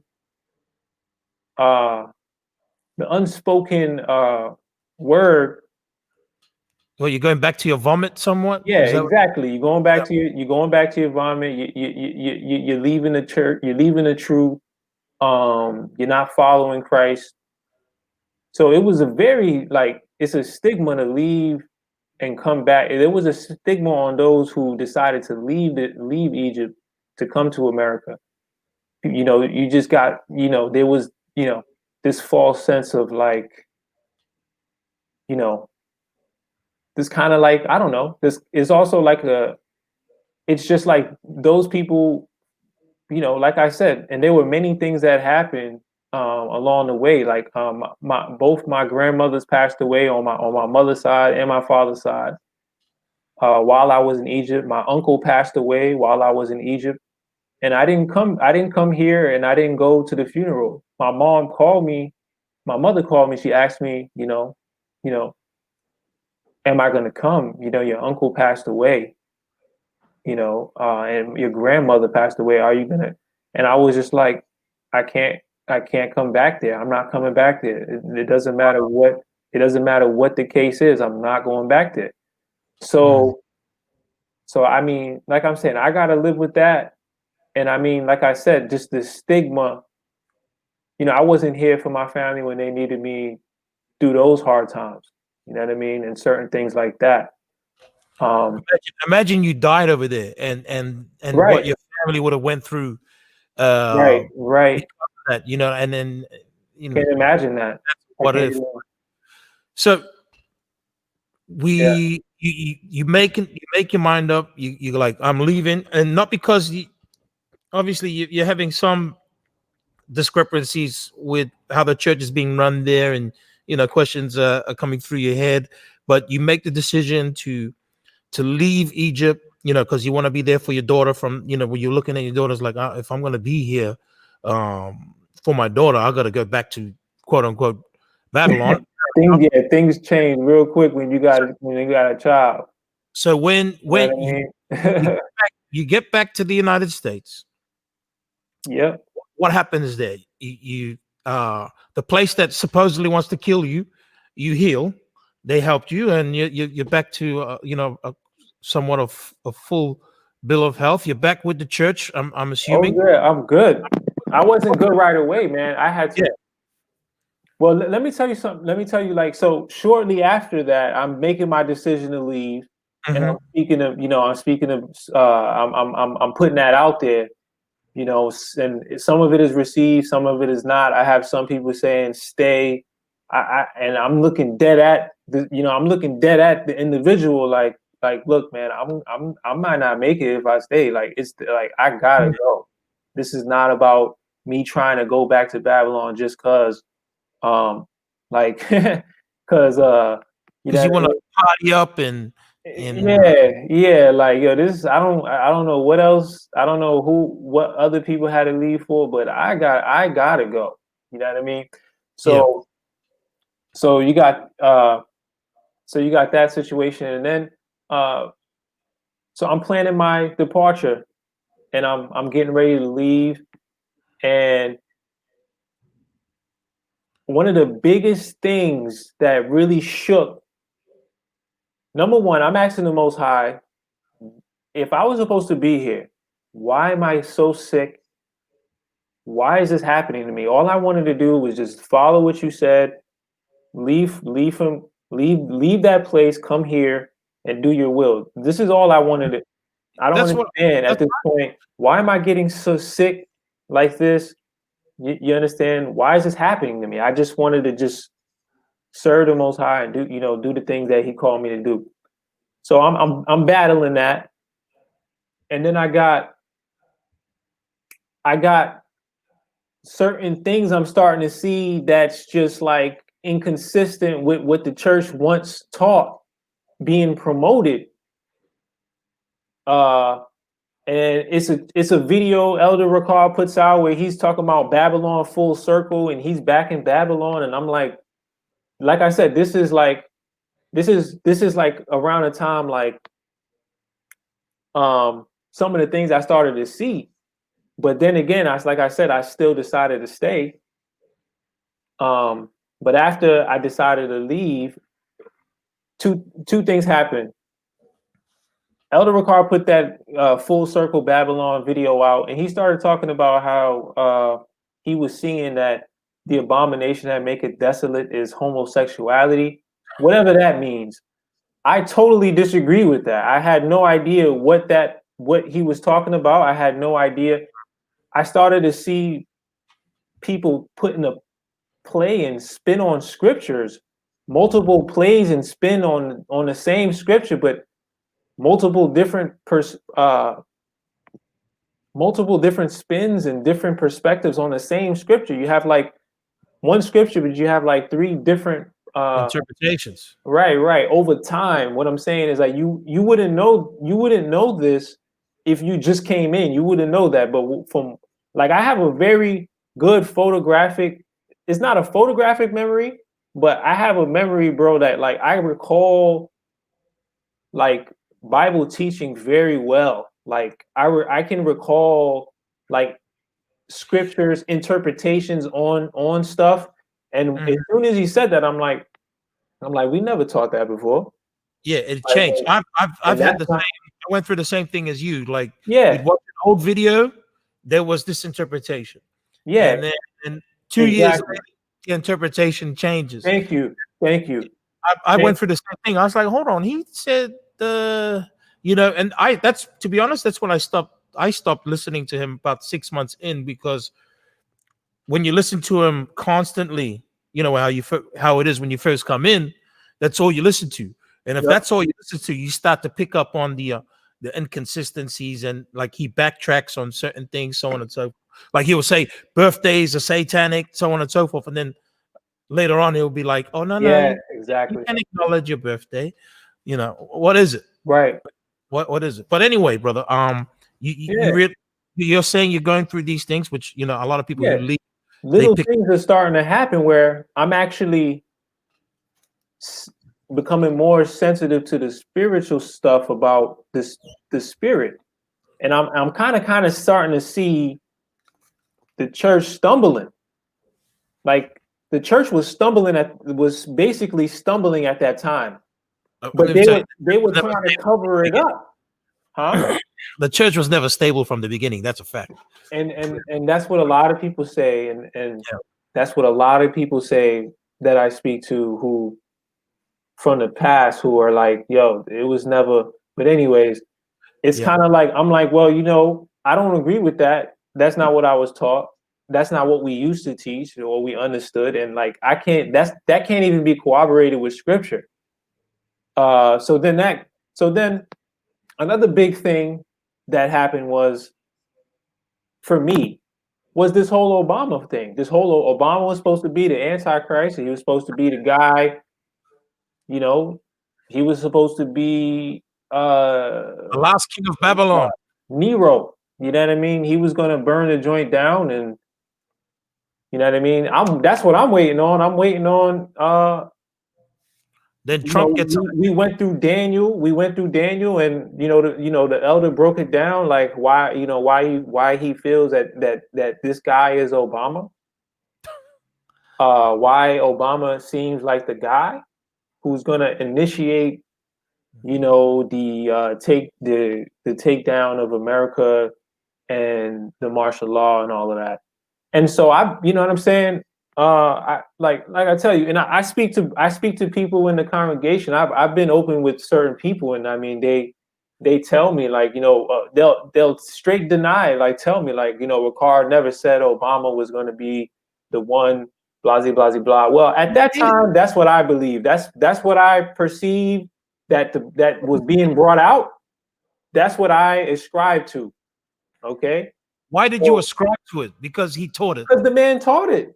Exactly. It's that simple. It's that simple. Why did you leave America, Brian? Because the man taught it. Okay. He taught it.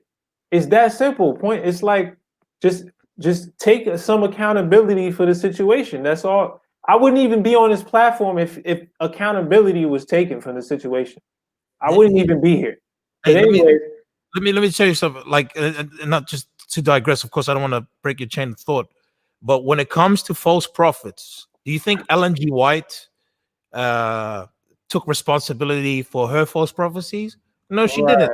Well, if you read her books, like she even, when the prophecies failed, she blamed the people. Well, it was a conditional prophecy, and it's your fellas' fault because you weren't doing what you're supposed to.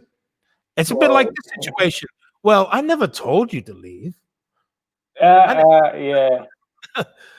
never no one put a gun to my head and made me leave. Okay, but influence is a heck of a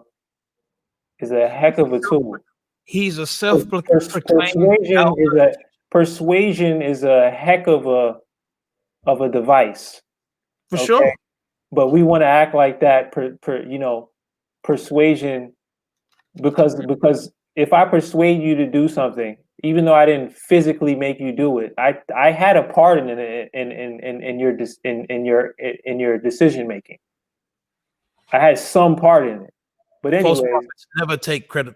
They will never take responsibility, because then they would be in line with what the gospel teaches, what Jesus taught. But they're not. They're not in line with that, because they'll have to humble themselves and it's just not what they do. But you're obviously, you've come to the decision. I'm leaving. the churches, there's too much inconsistencies. But I'm gonna try hang. What do you call it? You're saying I'm gonna stick it out. Yeah. Even after, but this was the bombshell. I didn't even drop the bombshell on you yet. Sorry. I didn't even drop the bombshell on you yet, bro. Like, so like I said, this is like I said, so Trump comes into office, bro. So this is a huge wake up call for whoever's been following Bakar and the doctrine and the prophecies that he's been teaching for the past 5 years. This is a huge wake up call. You know what I mean? So Obama comes and goes, Trump gets in, and then I'm hearing no acceptance or accountability that okay, maybe Obama wasn't who we thought he was going to be, and let's retract on that idea and let's just move forward, and we'll take the L on that. I didn't hear that statement. I saw people moving forward like nothing happened, and then trying to come up with new prophecies and explanations for who they thought Trump was and what his role was going to be. And that's where I was like, I've had it. I've had it with following strings and strings of prophecies. Okay, complicating the script, the simplicity of the gospel with looking through a dim glass, reaching forward into things that are in God's hands. It's all foolishness. And then so I look at it and I'm like, well, that's not even the bombshell.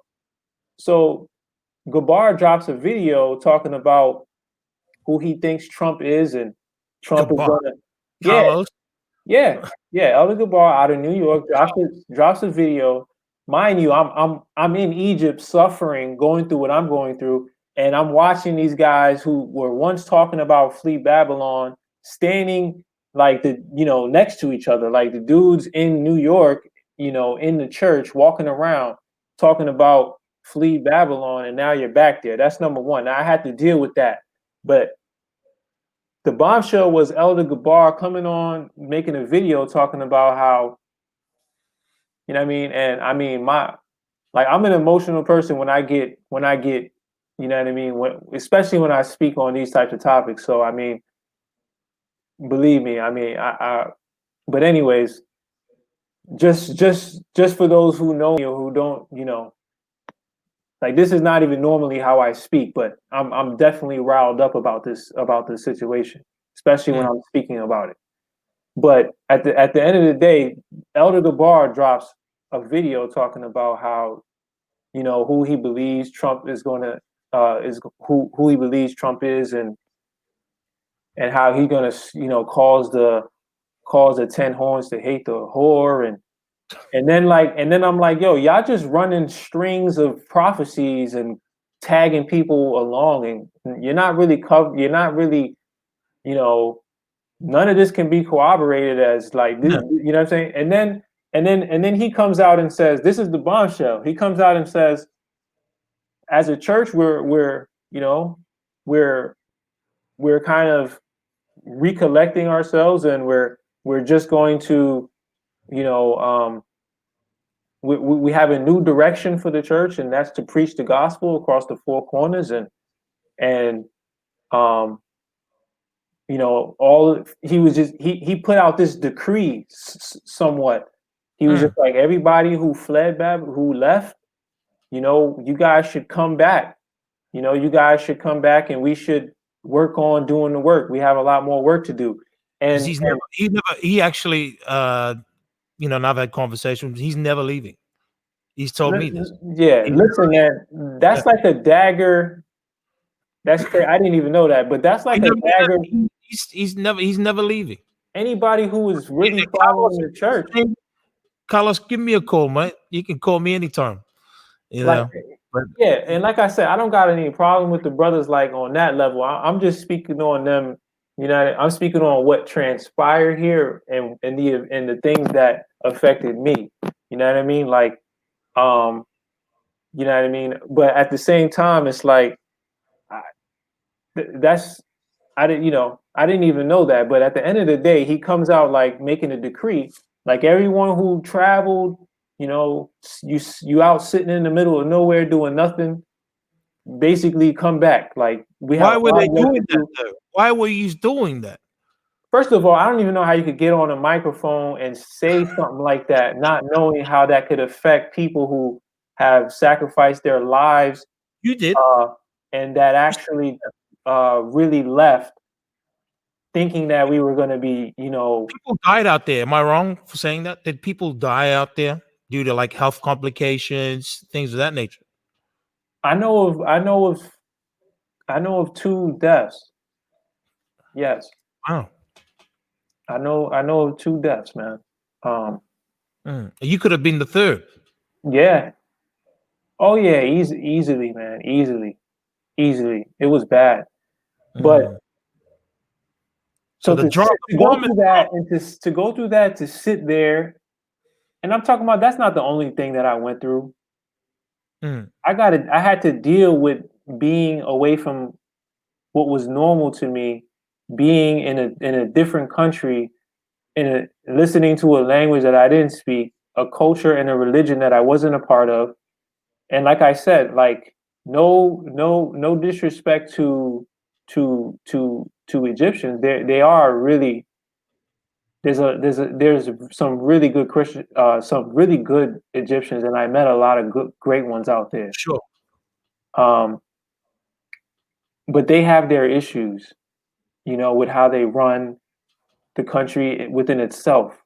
Okay, from a cleanliness point of view, from so many different perspectives, so many different things you got to endure living in that country. And Would then you say Americans are lucky compared to them?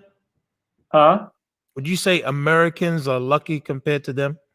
Oh yeah, like at least if you're poor here, you could hustle your way to greatness.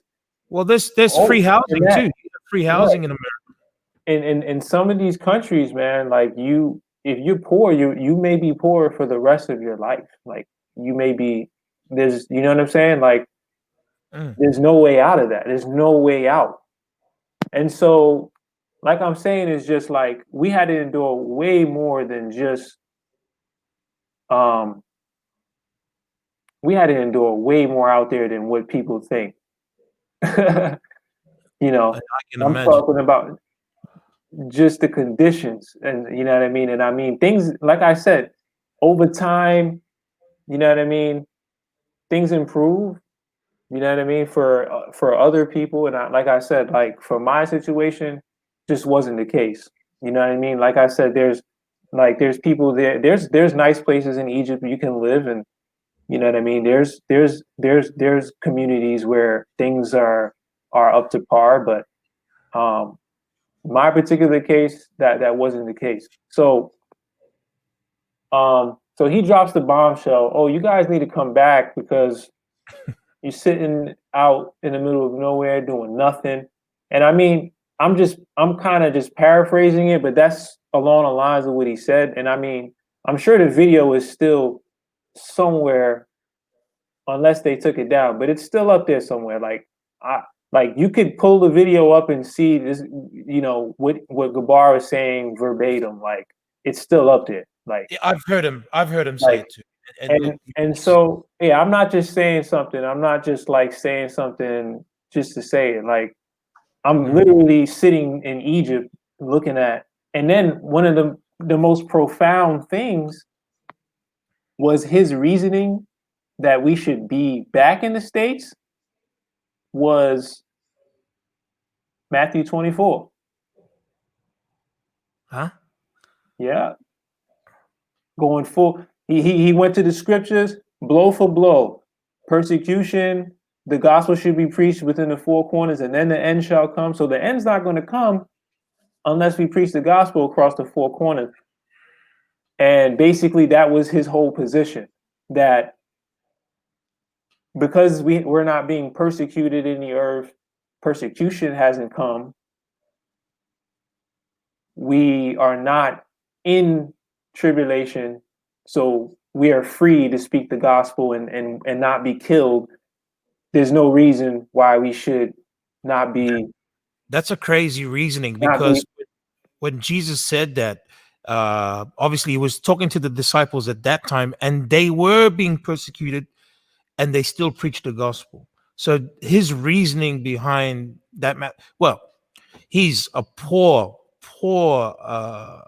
teacher of the Bible anyway, or anybody in GOCC is very, very, as far as context and just theology in general, they are poor teachers, and I've gone on record to say that many times. And look, you're one of the fruits of it because of a misunderstanding and a false prophecy. Look what you had to go through. Oh yeah, I learned that. Yeah. And now you they dropped the bombshell. It's like they're going back on their words. This is the other elder. You make it back to America. Yeah, by the grace of God. Yes. How did this affect? Like, and I haven't spoken about. You had a wife, and it's up to you whether you want to talk about it or not. How was it affecting your relationship? Brother, let me tell you something, man. We can't even. Let me tell you something. We're not together anymore. To this at this point in time. Would you say because of that? I would say because of everything that transpired. Just, I'll leave it at that. You know what I mean? Just out of everything that transpired, she didn't want nothing to do with the church anymore. Like I said, like I was still with the church even after I came back. I seen a lot of this stuff. It didn't make sense. So as soon as I got back here, I wrote that email to Ricard, like I was telling you. Yep. I wrote the email. I told him I'm on it. I'm like, I have a lot of questions. I was in Egypt, for about 5 years. I've been with the church for about 7 years. And I explained everything that went down in the email. And I was like, basically, I'm confused about the church direction and I need clarification based on what is going on and what is, I just need clarification. I need to talk to you about the things that happened in Egypt and where we're going, where we are moving forward. As a church, that was my message. That's the email that I sent. So as soon as I got back, I was looking, to get those inconsistencies answered, get some of these questions that came, get some answers to these questions. So I'm back in Boston. I'm helping out with the congregation, helping, help with the congregation that's there. And Ricard never answered the email. So I reached out. I'm at Tabernacles that year. I believe it was the Tabernacles of 2017, 2018, one of the two. And I reached out to Gabar. I told him everything that happened on the phone. I told him, like, yeah, I don't understand, what's going on with the church direction. And this is what happened when I was in Egypt. This is what's going on with my marriage. And he flipped the whole thing basically on me, saying I wasn't taking responsibility for my own actions, and nobody made me leave, all of that. So I humbled myself. Carlos, Elder Gabar. Carlos? Yeah. Wow. Yeah. I humbled myself. I took the L. I said, you know what? Maybe it was me. Maybe you know what I'm saying? Maybe like I'm the one that did leave. I took blame for my own errors. That's good. That's good and well. You did that. But the leadership. Oh yeah, it's not. Yeah, didn't want to share in that. No, it had nothing to do with them. Nobody told them. Nobody made me go anywhere. Right. So that's the truth. The church. Oh my goodness. I took that from them. I humbled myself. I'm like, all right, I'm still down with the church at this point. I'm like, all right, you know what I mean? Like, it is what it is. I'm gonna just move on. There's a lot of people who need, you know, uh, there's a lot of people who need The the truth. word and who need, ministering. Yeah. And it is what it is. I got to deal with what I got to deal with. I'm back. Ready to do the But work. the inconsistencies just more and more. Just at that point, they just started. During that same time, and a lot of it started to become doctrinal issues that I started to have because I started noticing contradictions based on the scriptures that we were taught. Back a couple of years ago, weren't being taught the way that they were now. So I started to have issues with that. And I mean, when I say that, people will say, "Well, which ones?" It's a lot of them, but I was over in Tabernacles. The elders did a lesson when they were breaking down when Christ comes they say that Christ is going to send his angels to gather the elect from the four corners of the earth. They brought this out at Tabernacles, and they brought out that the angels are not going to be literal. They're not literal angels. They're men. Like they're men. Mm-hmm. So that bothered me because I'm like, this scripture is well known, and I'm like, it's well known that these are legit angels. These are the angels that Christ is going to send at the trumpet. These are the angels that Matthew 24 you're talking about? I think it's 24 or it's Yeah. it might be another one. Yeah. Matthew 24 talks about before the end, sending his angels across the four winds. Yeah. Yeah. Right. I'm not gonna get it. I'm not gonna get into a theological thing. They started saying they started saying that these are men, and I totally disagree with that. And I started to see that that they were possibly putting themselves up as angels or something, and it started to kind of get concerning to me that they keep flipping the understanding of certain scriptures. And then I was like,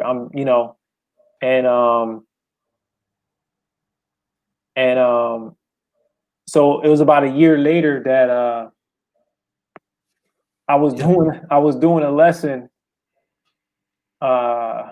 in the Boston at the Boston the facility in Boston for the members. And the last draw for me was I realized that we put in so much emphasis on nationality that the gospel is not really being taught because of the lack of the understanding of the gospel from the actual members of the church. I started to actually, because as I was doing a lesson and I was asking questions, I noticed that people really didn't have understanding of the simplicity and the real gospel of Christ. Like, and I was basically just like, yo, this, you know what I mean? And then I started having issues with certain things because I started to realize that there's certain things that we were doing that we didn't have to do. We were putting more burdens onto people who were supposed to be free in Christ.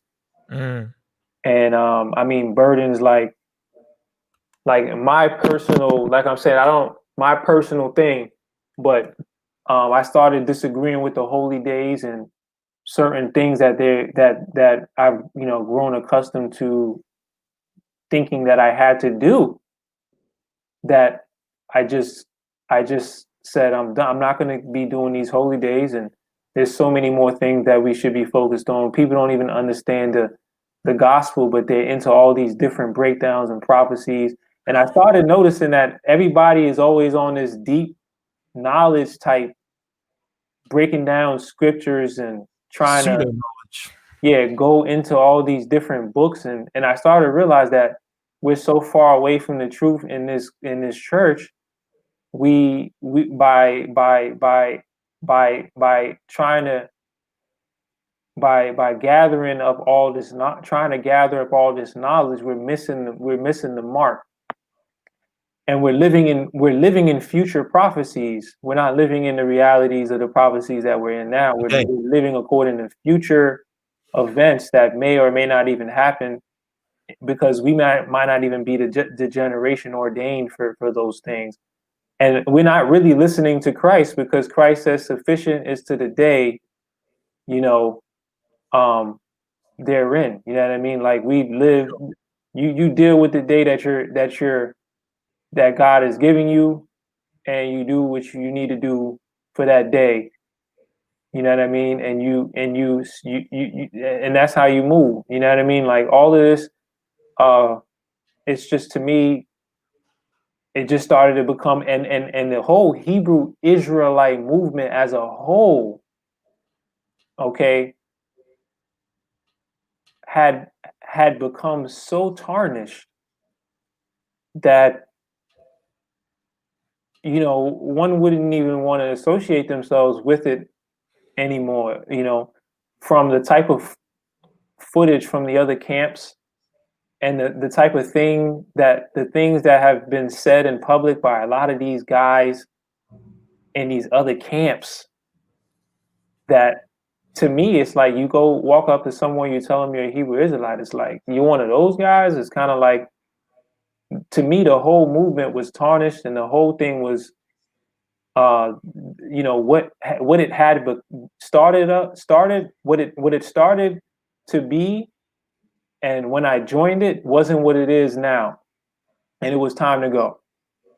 You know what I mean? Because to me, the Spirit of Christ has the Spirit has moved from this movement, and I realized that the Spirit moved from it because a lot of the scriptures that was being brought out wasn't making any sense to me anymore, and it wasn't making any sense. Maybe because it was never broken down properly in the first place. You know what I mean? Your heart was in the right place, and you were just trying to do what was right by the Lord, and then you started. That's what happened with me, and I'm pretty sure that's what's happened with you. You're starting to see that these things don't even, like, the simplicity of the gospel. Like I'll read it, what Paul taught, if I could, in 1 Corinthians 15. It says, "Now I will remind you, brothers, of the gospel I preached to you, which you received, in which you stand, and which you are being saved, if you hold fast to the word I preached to you, unless you believed in vain." So this is what Paul was telling the church in Corinth. This is what they believe. This is what has saved them, right? "For I delivered to you first the importance, what I also received, that Christ died for our sins according to the scripture." This is going back to, because they'll say, well, who sinned according to scripture? All mankind, from Adam to now, not just Israelites. Do you know what I mean? There was sin before. There was sin before Moses. All right.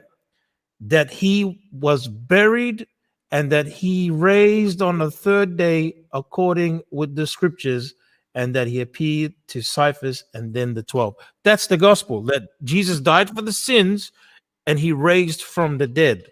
Yes, sir. That's it. That's it. And it's for all that believe. Corinth. Yeah, if it was about Yeah. if it was about nationality, then the Israelites would have been saved back then. If it was about keeping the law and doing the holy days, then Christ would have never had to come. Thank you. Exactly. So at the end of the day, it's just like you realize the real preeminence of Christ really is above all of this madness. You just come to a realization that, and then that's when I realized it was time to move on, because, and a lot of people, disagree with me, and a lot of people was wanting me back, and a a lot of people was just like, well,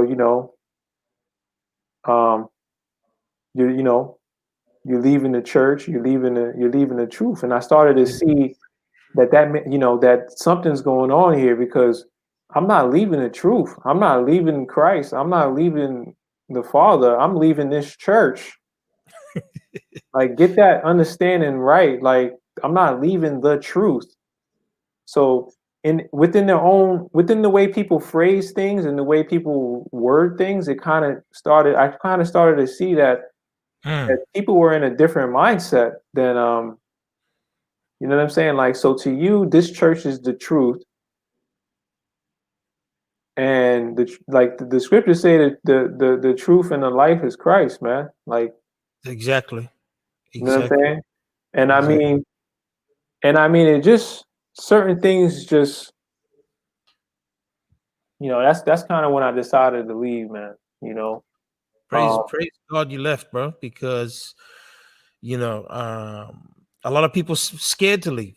I know that's what was going through my mind, because I was so indoctrinated in where do I go from here? Because this is what I thought was the truth. But you were able to develop enough courage and enough faith in God that you left, and I'm pretty sure life is much better now. oh yeah, man. Oh yeah. How's things with your family? I remember when we spoke, the fact that you were back, and now things are good. Your mom and dad and the family's happy. Oh You yeah. know. Family's good. The little one is growing. She's blessed. Hmm. 4 years old now. It's been just turned 4 in August, and it's just been beautiful 4 years, man. You know. Awesome. Um, yeah. So uh, So the everything's been good. I came back here basically with nothing, starting from nothing. I decided I decided not to pursue college, all of that stuff. Like, I decided that I didn't need to go back to school. I made all these decisions when I left, that I just need to leave, and that's pretty much it.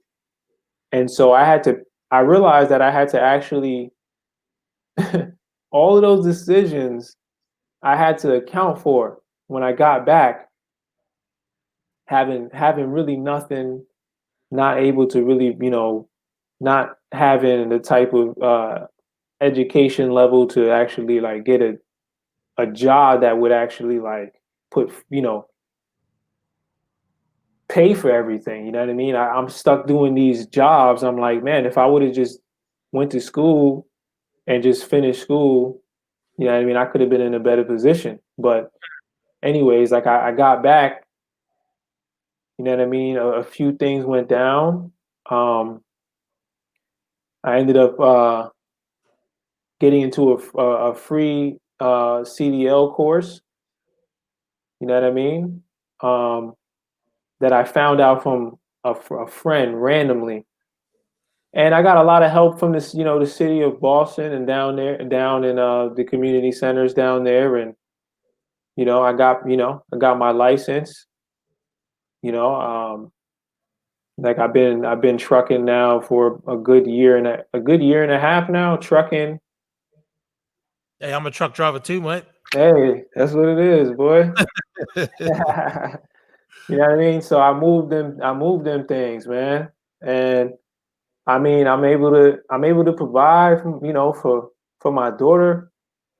Like, I'm in a position now to like, a lot has turned around, and my health has improved tremendously. You know, I'm stronger mentally, physically, spiritually. Um, and that's what it is. So I personally feel that God made a situation. There's a scripture that says that he will turn a situation to good. I forget what the scripture is exactly, Yeah, how it's worded. I think it's in Romans. It's a philosophy. Obviously, the Christians understand this philosophy.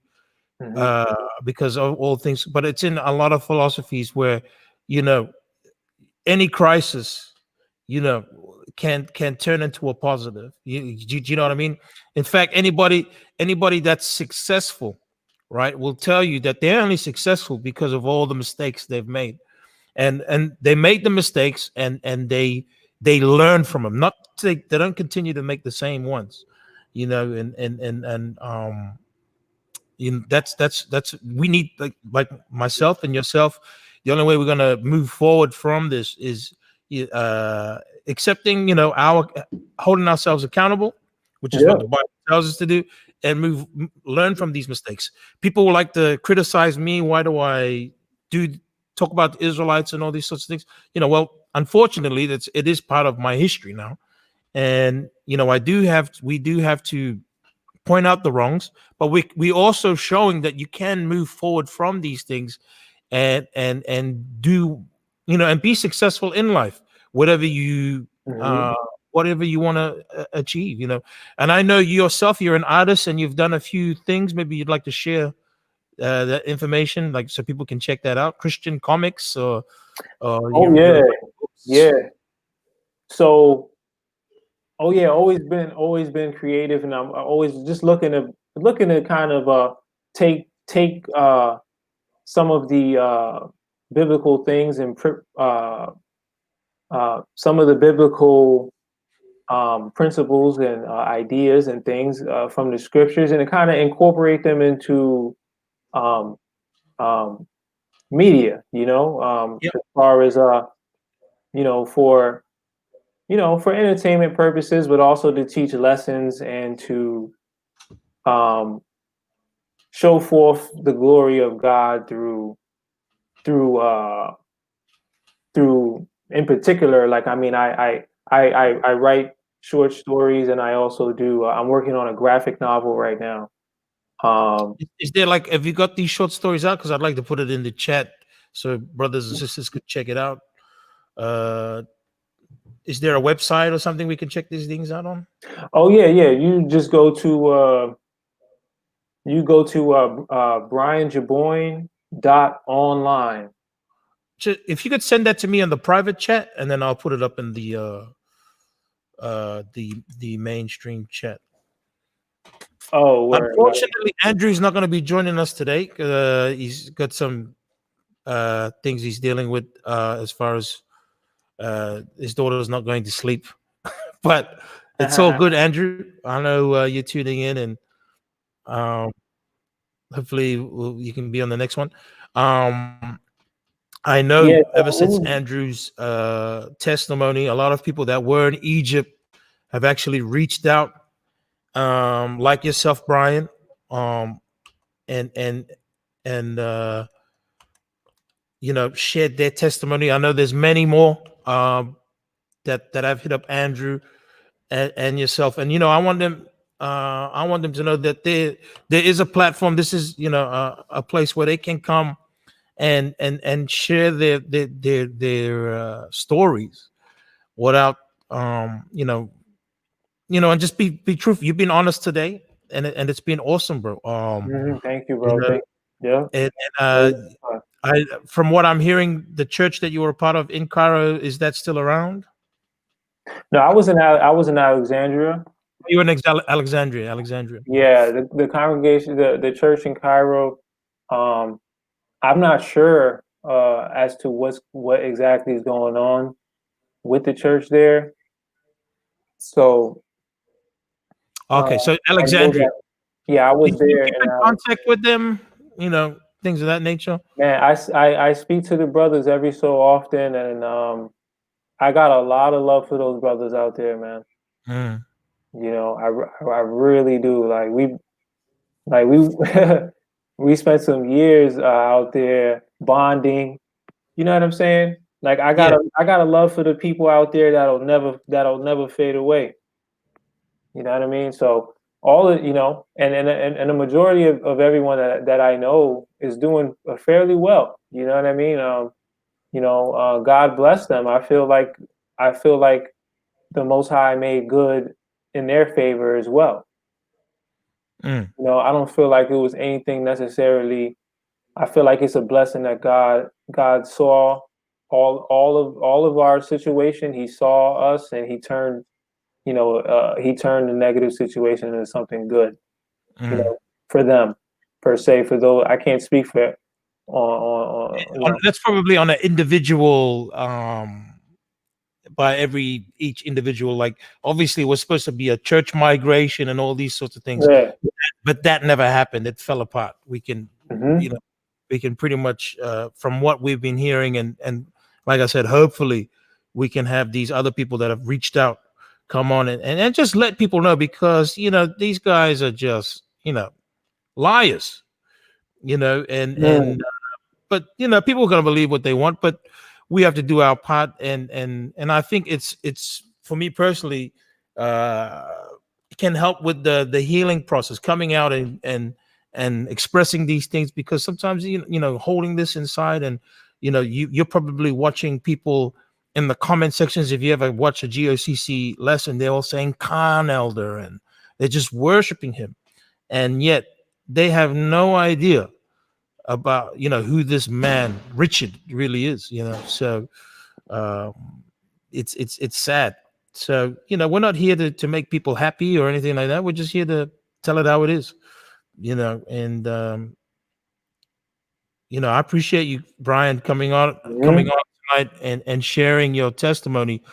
I know Oh, it's thank you. Yeah, thanks for having me, man. It's great. It's and it's interesting because I never thought I'd even be in a position to speak on this, man. Like this is totally organic. This is just totally, sure.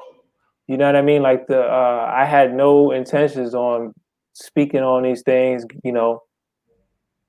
Like I mean, Then it's you saw Andrew, and then you saw Andrew yeah. coming up. Like I said, like I said, me and him go way back. Like the brother, you know, uh, he Yeah, but speaks he a lot flashed on about us. me. He speaks a lot about me, but that brother right there is solid, man. You know, Not according to the comments on Vocab Malone's video. listen, He's man. There's not, he's now yeah, Judas. there's not a corrupt bone in brother Andrew's body, man. Like, He is now the devil. Some people calling him Esau and everything. It's crazy. right. Well, they gonna end up calling me Esau, but they That's don't fine, really. brother. Nothing wrong with being Esau. So Jesus came for Esau. Right. I mean, it don't really matter. I'm sorry to say, it don't. There's gonna be Edomites in the kingdom. It don't really matter. Let's go through some of these comments. My friend Greg, also known as Kabash, used to be a former One West. We're talking about from the 90s. Good mate of mine. He says, "What up, bro?" He's called. He goes by the book nerd these days. What up, bro? Last Day Madness, Gary DeMar. I just got in the today in the mail. Awesome. Gary DeMar. He is a friend of this channel, and we got much love for Gary. I encourage you to check out Gary DeMar. He's a good man, and very been around for years. He's hated. He's hated, but he tells it how it is.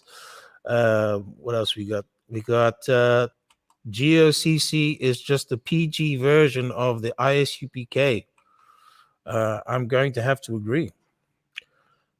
Jonathan Hawkins, he says, "Hey everyone."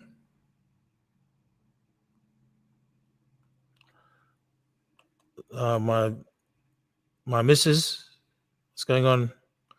What's going on, hun? Well done, Brian. God bless. Thank you for breakfast this morning. It was awesome, and my present. They bought me a bike. Well, actually, I bought it for myself, and they're like, "That's your present," and I rode here. So, Brian says, "To be able to speak on this is a blessing alone." And they keep telling Jonathan he's from the tribe of Judah. You got this guy. He's been Kenny Getz. He says, "Who are we? And why don't we know?" So obviously, I think he's alluding to the Israelite thing. Well, I had a show yesterday, and I wish you had tuned in. Let me put it up.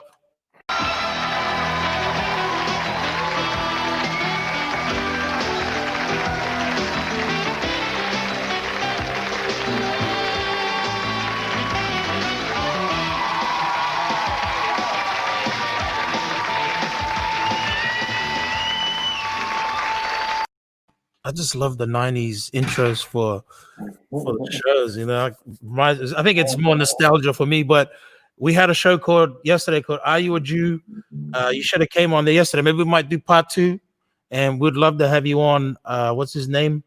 Kenny Getz. I don't know who he is, but hit us up on the channel, and if you want to do "Are You a Jew?" part 2, maybe we can tee something up. Book Nerd says much blessings, brother. Finally, Andrew. There you go. Powerful testimony, Brian. Sorry I missed you guys. Much love, my brothers. To God be the glory and mercy. Yeah.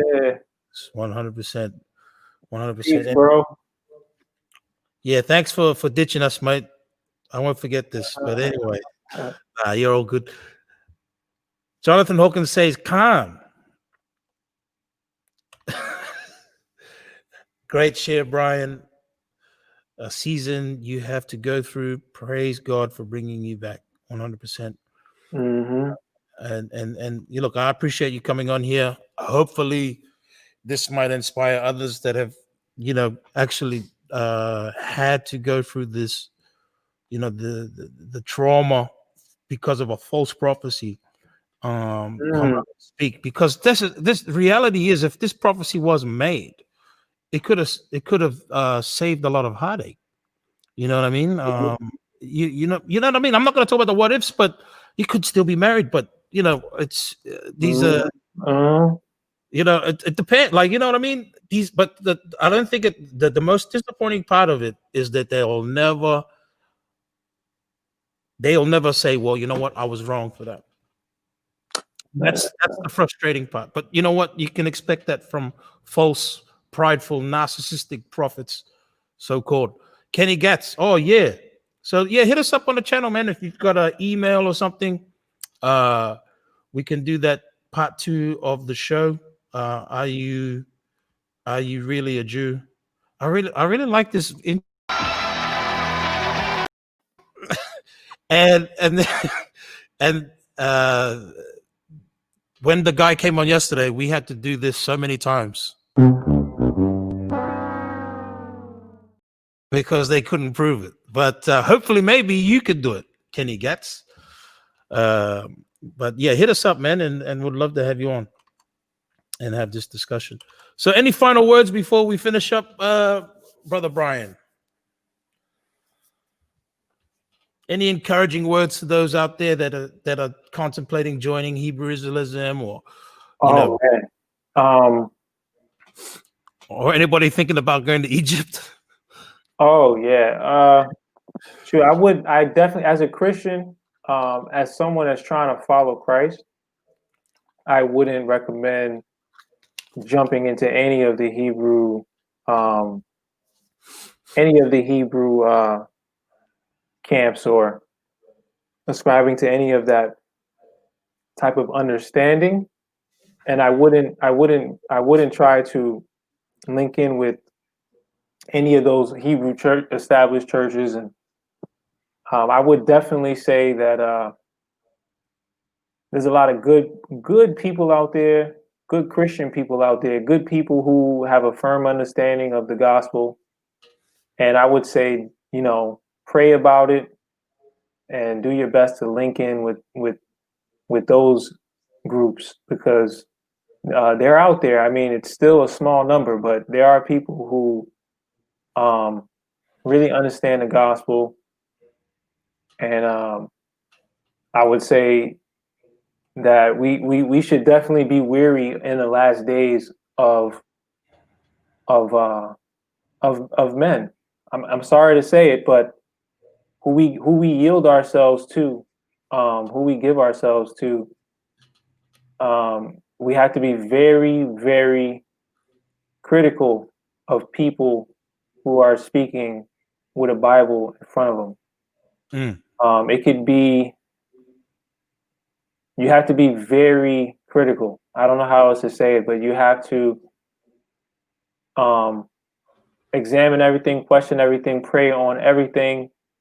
And at the end of the day, if you keep the simplicity of Christ, if you just keep the gospel in the way that it was delivered through the disciples, you'll be fine.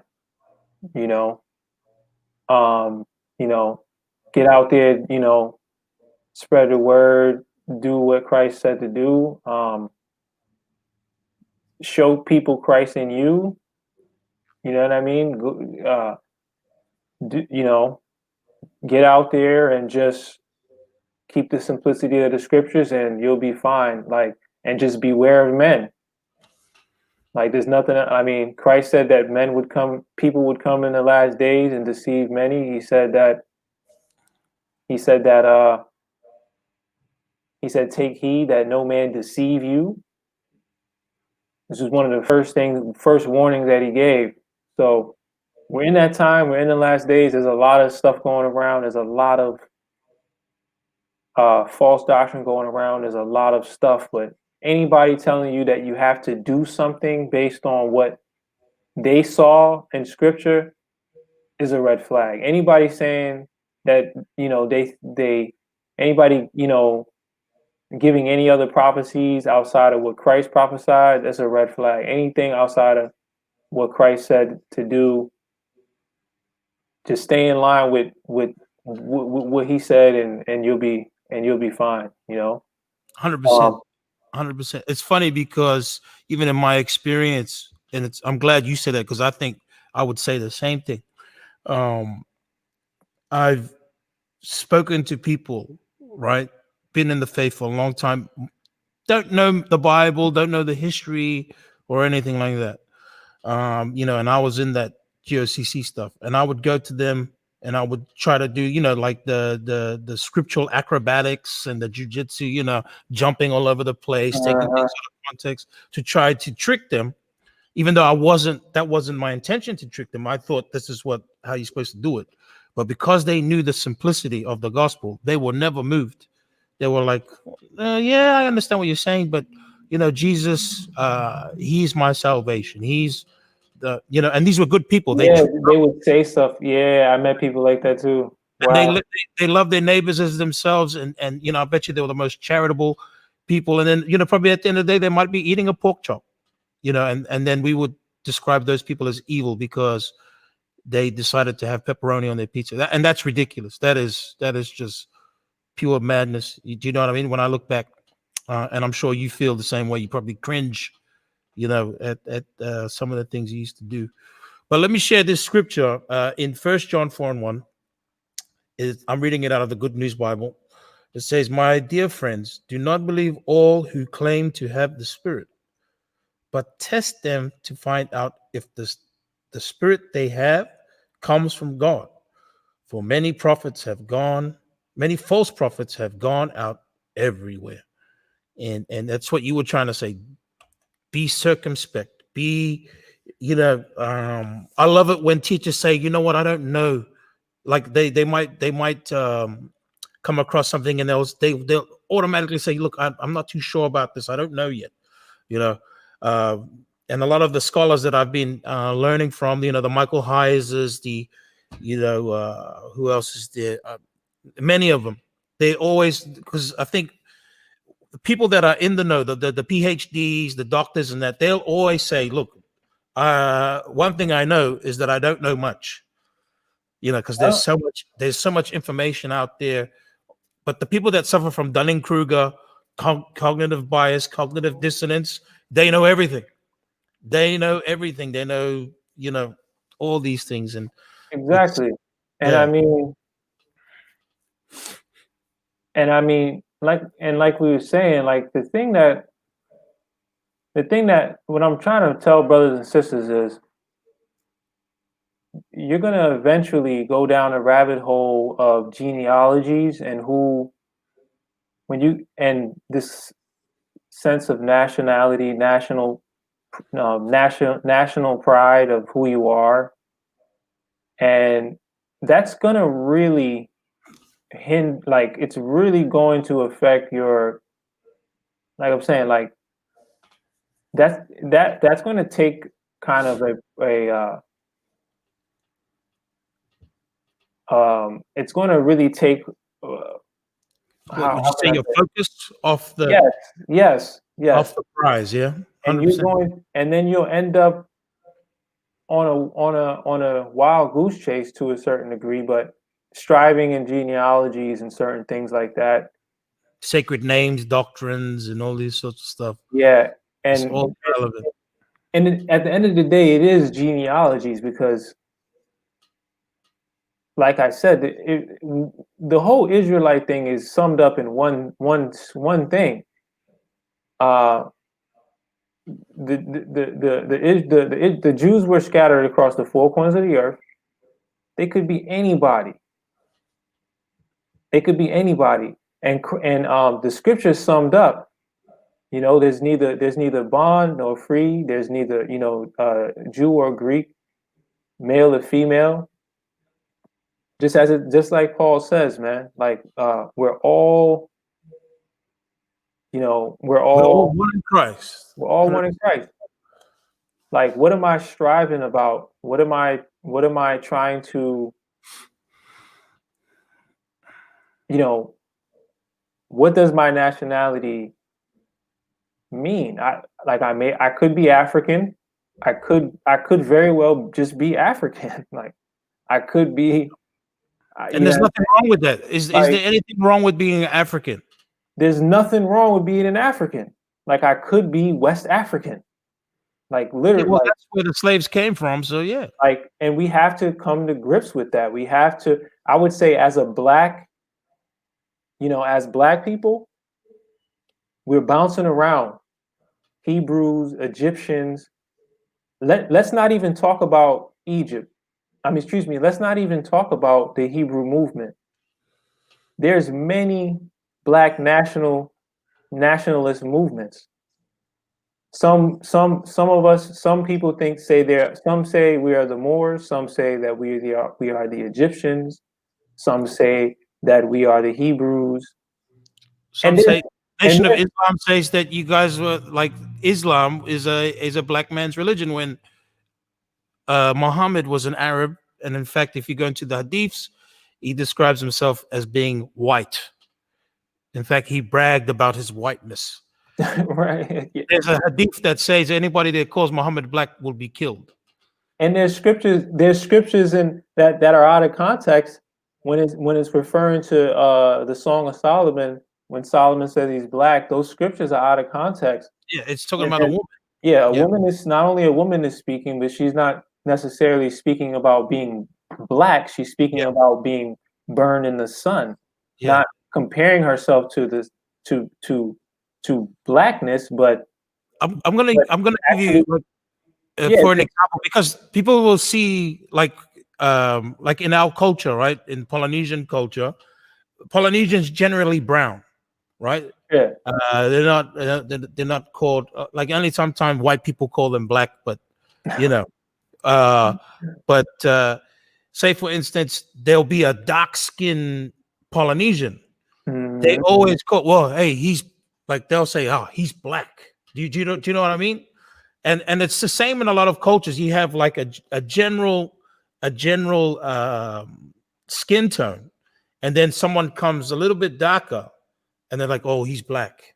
Or like my missus is like brown, and then she gets darker, and there's some, oh, I've gone black. It's usually, even back in the old times, it was a figure of speech. Do you know what I mean? For that, and also exactly. So she was speaking of a figure of speech as far as not being as attractive because she was out in the sun and worked a lot, so she got dark.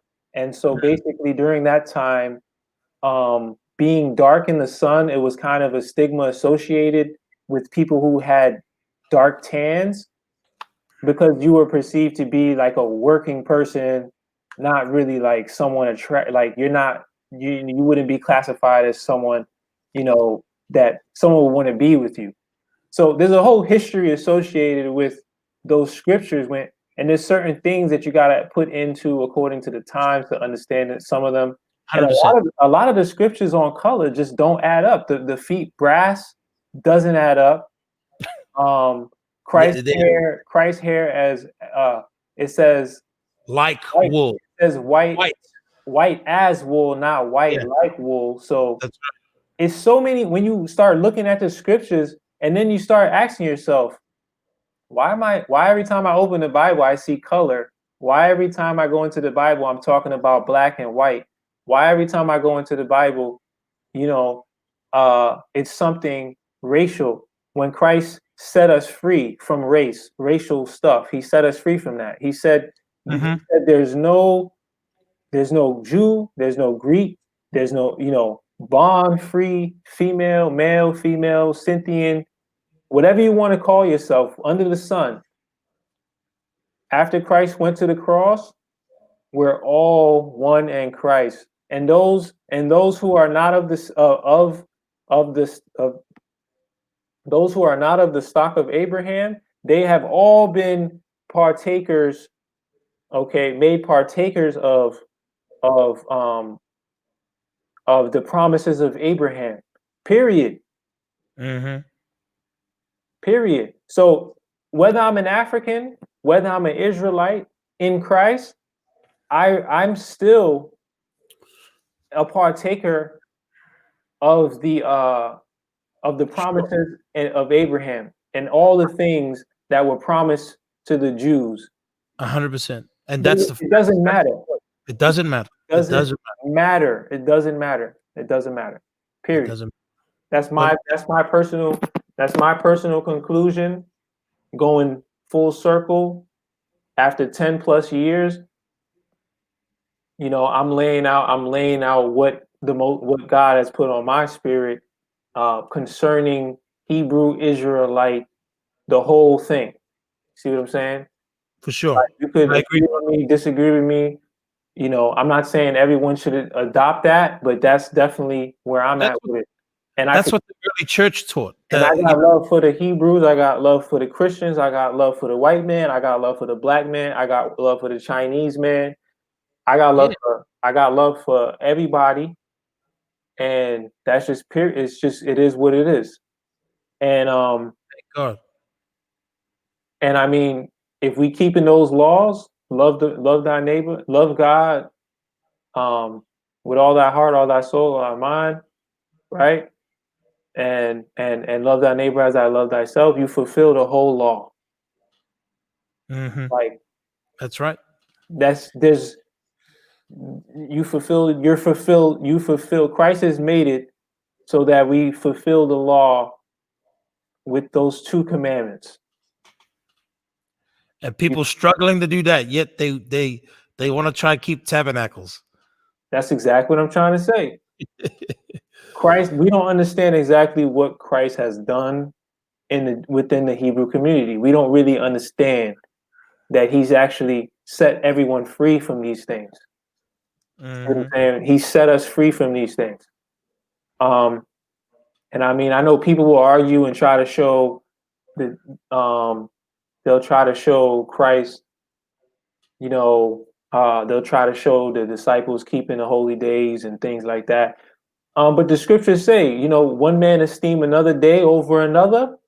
Exactly. Gentiles weren't told to Let that day be. Passover and stuff. One man dedicate this day to the Lord, another man doesn't. That's on that man. See what I'm saying? But there's no burden on him to acknowledge it. That's right. See what Because I'm it's all saying? about Jesus. Jesus is the saving grace. No, but not the Sabbath, not Sunday, first day of the week, or any Passover or any of that. Exactly. And I mean, you said it. I mean, I'm paraphrasing the scriptures. I'm chopping them up pretty bad. But but that's what it says. I'm sure you know the scripture I'm referring to. It says what you're saying is what the Bible says, and it's what the apostles taught, because that's what Jesus taught. Yeah, they weren't going around forcing people to keep the holy days. They were not doing that. They're telling people that, but requiring them. GOCC. What one man esteems as a day toward, if he wants to honor that day towards the Lord, then it's accepted. But if another man does not regard that, same thing with the meat and the the vegetarians and the such and such. Another one man doesn't want to eat meat. You're not going to tell him that he has to eat meat. Why do we take the same understanding, apply it to vegans and meat eaters, but we can't take the same understanding when it comes to people not wanting to observe the law, observe the holy days? It's beautiful, man. It's good to see where you're at as far as the gospel is concerned. Once again, thank you, brother, for joining us. Hopefully this won't be the last time. You know, you're always welcome to come on whenever we do any type of open panel discussions, whatever it be about Hebrew Israelites or even other subjects. You know, God bless you, brother. Andrew's bringing out the in order to be justified in faith with Christ is not by works of the law, because works of the law will not be justified. Exactly. And Paul said that. That's right. And we're all on one accord here, you know. And watch out for these guys. Oh man, well, I can't see the picture there. Oh, 1 second. Oh, what comment? What is that? Oh man. American Prophet. You know, there needs to be a movie, like a series called The American Prophet, because a lot of these false prophets seem to be coming from America. Man. You know, you never hear of New Zealand. I mean, this is no, you're right though. Well, this is the thing is, right, with you see the thing is too with Dimitri, right? Like that within itself symbolizes like bondage to the law, to me. He's not even a Levite. Only the Levites wore right, because priestly turban. It was a priestly turban, and this guy's assuming that there was a hole in the top. There wasn't.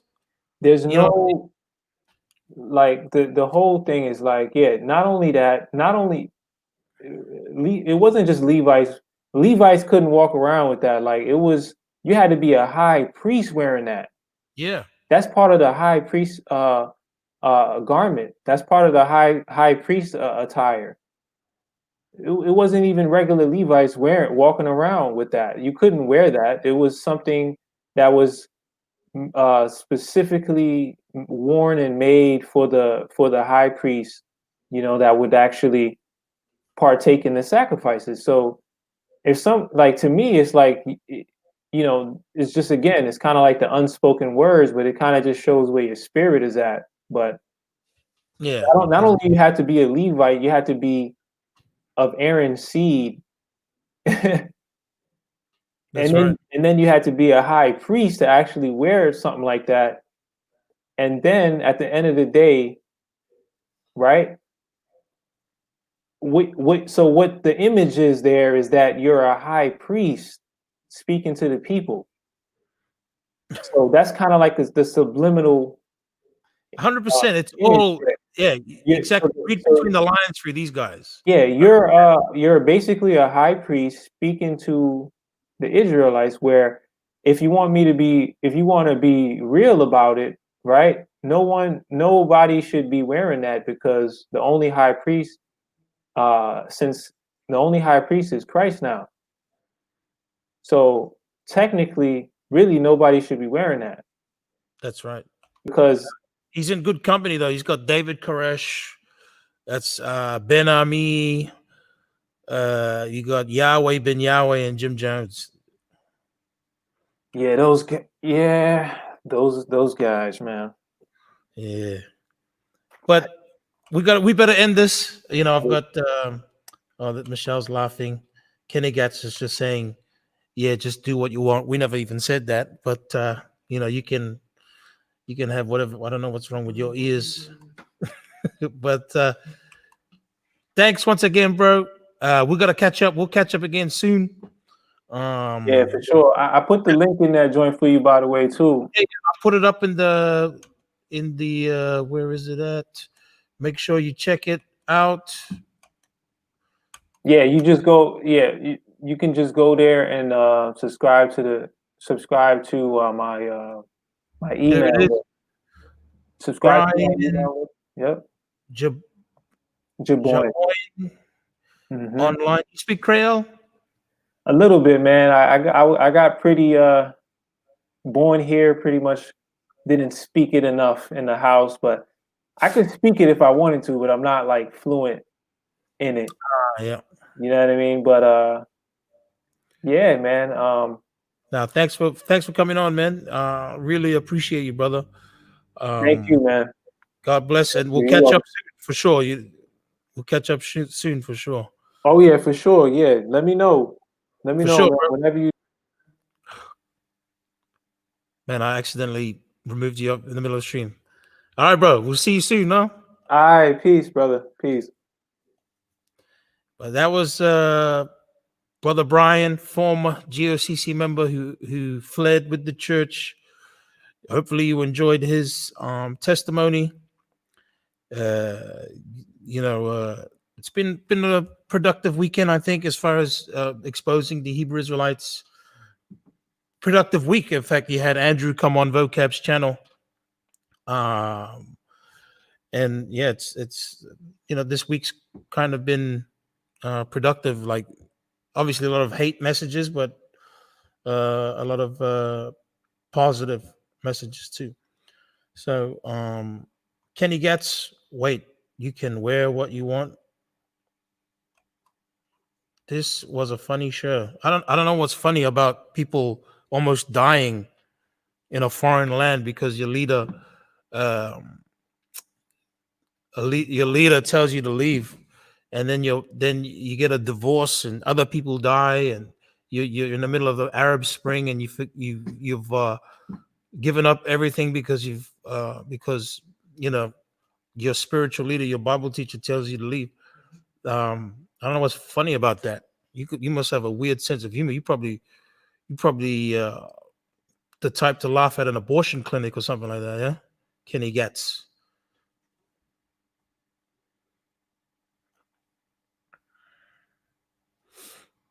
So if you want to jump on that show, like I said, Kenny, I know you probably think you're an Israelite or something along those lines. Jump on, bro. Like we'll set something up. Hit us up. There's no issue. And once you're done, I know this sound we're going to be hearing all the time.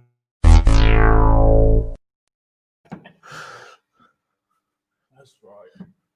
That's right, as they say. What else did he say?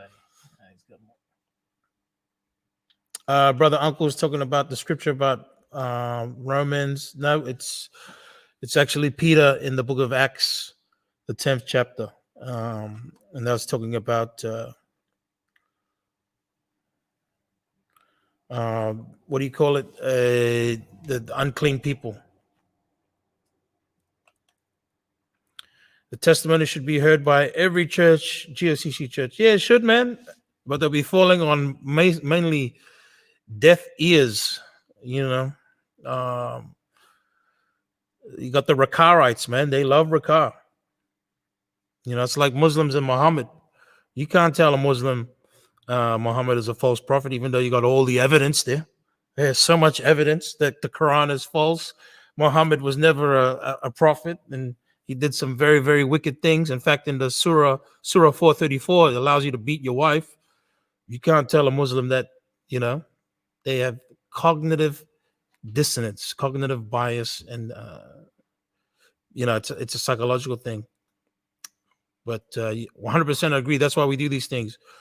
And I love getting GOCC people on Vocab's channel, because as much as GOCC people hate Vocab Malone, they can't stay away when Vocab does something on GOCC. So big shout out to Vocab.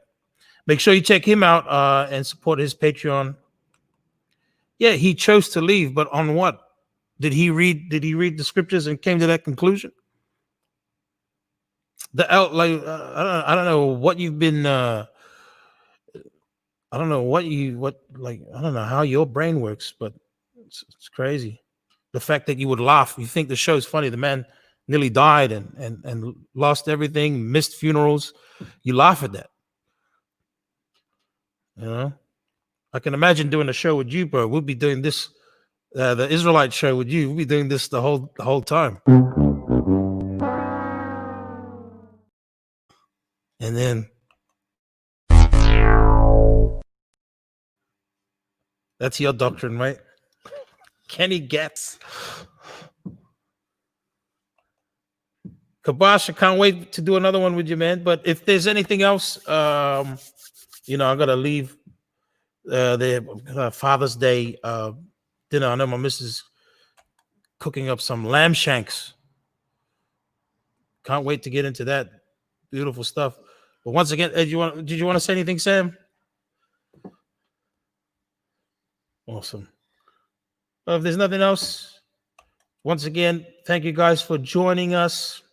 Hopefully you enjoyed today's testimonies. Hit us up. What type of shows you want to see us do? We do specialize predominantly dealing with the Hebrew Israelites, but as you see, we have many friends that are that are friends with this ministry. Gary DeMar, Dr. Bernie Power, Gabe's, Fato and them from the Just Jesus Ministries, Pastor Russ from New Generation Church, I think they're called. So if anybody wants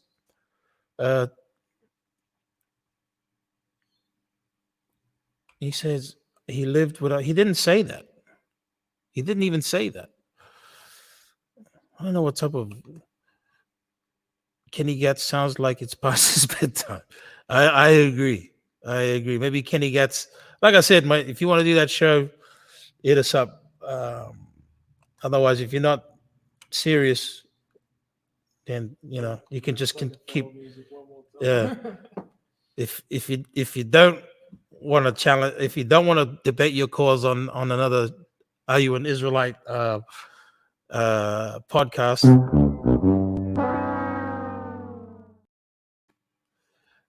But anyway, to all the dads out there, happy Father's Day.